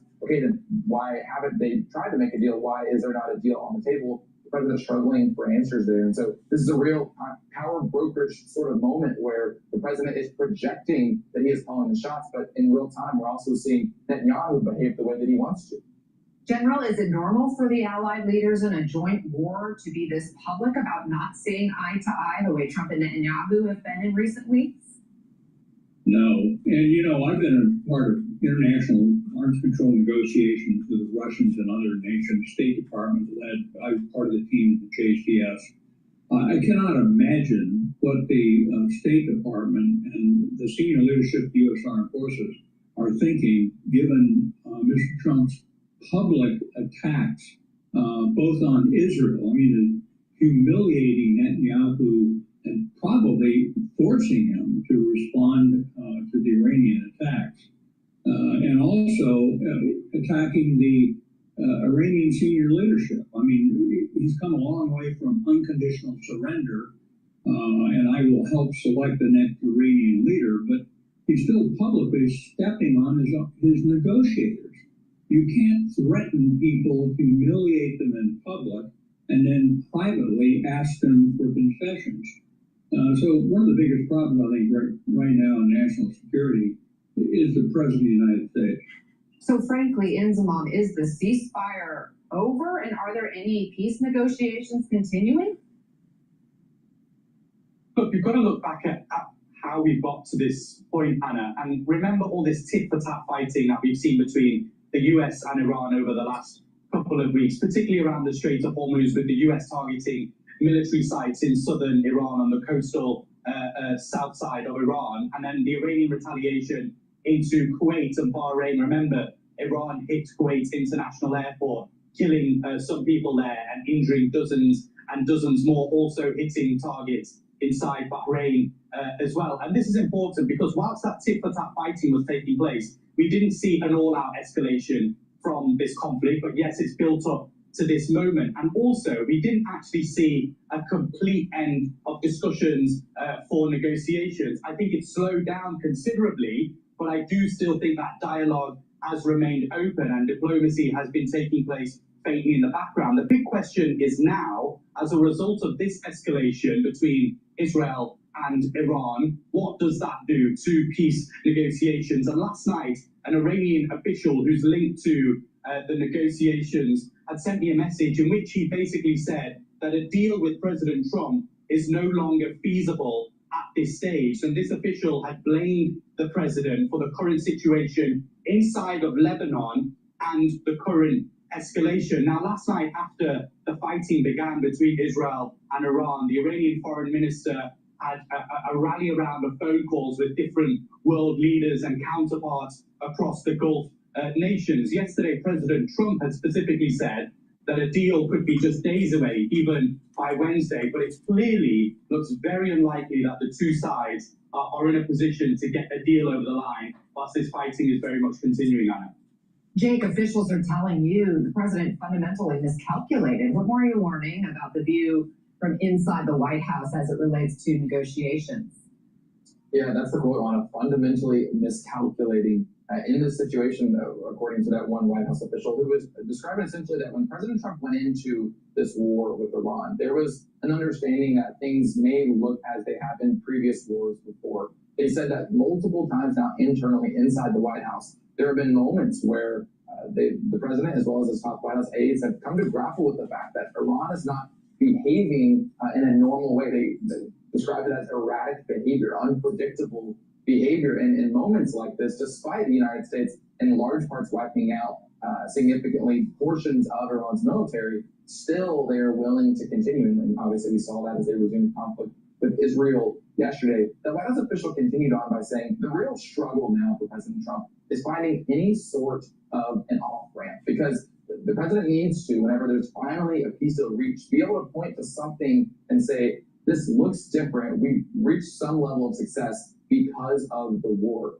Ideally, that's enriched uranium and fully removing that from Iran. But that's something that it seems right now is a massive sticking point that Iran has refused to capitulate on so far.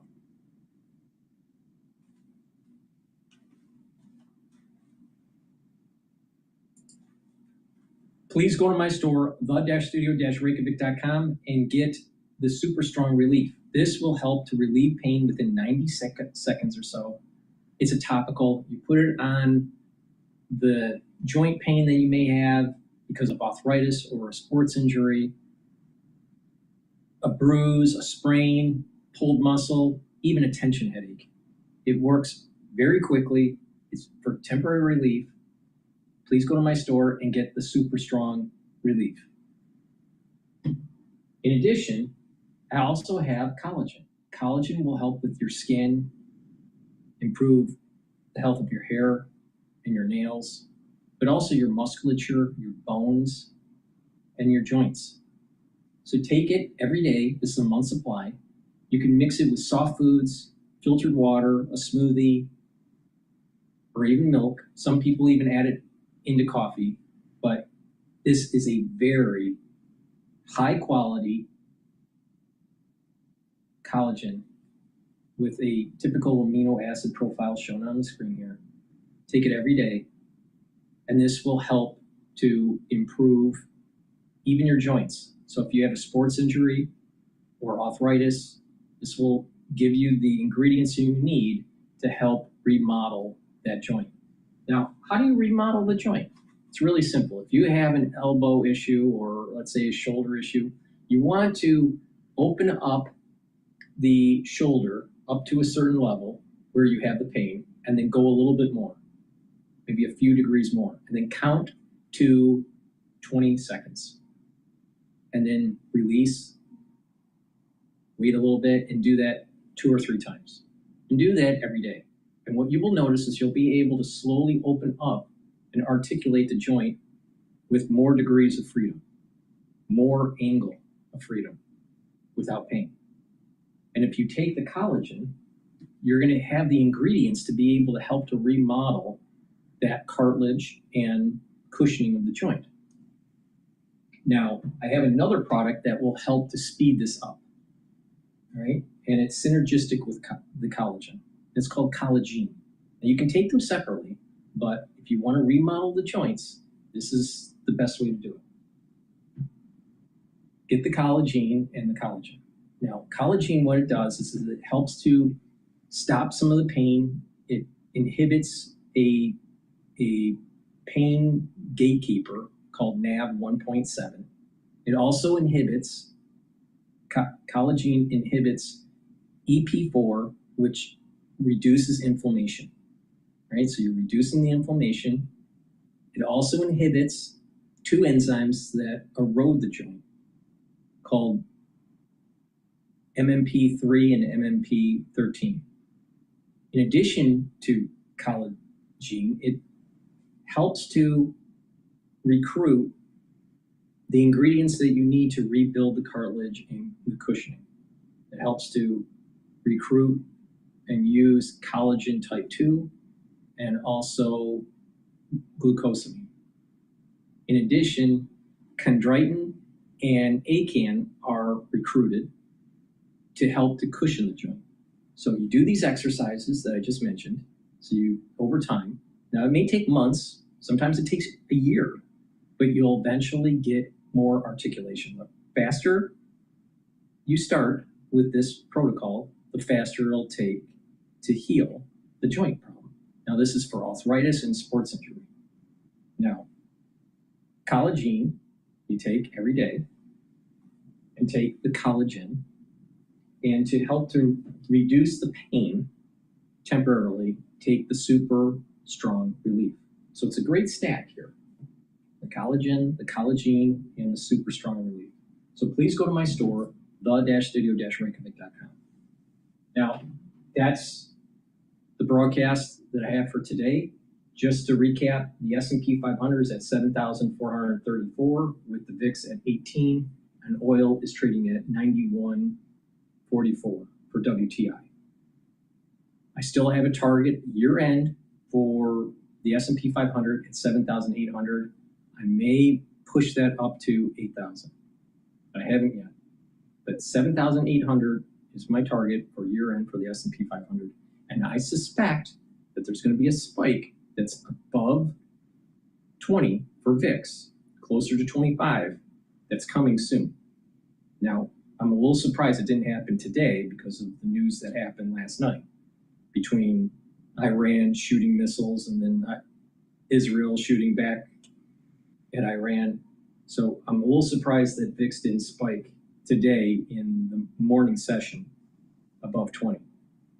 Thank you for listening. Please go to my store, the-studio-reykjavik.com, and get the supplements to help slow down the aging process and you get healthy. If you take my advice, you're going to be able to make some money in the market and you're going to be able to slow down the aging process and get healthy.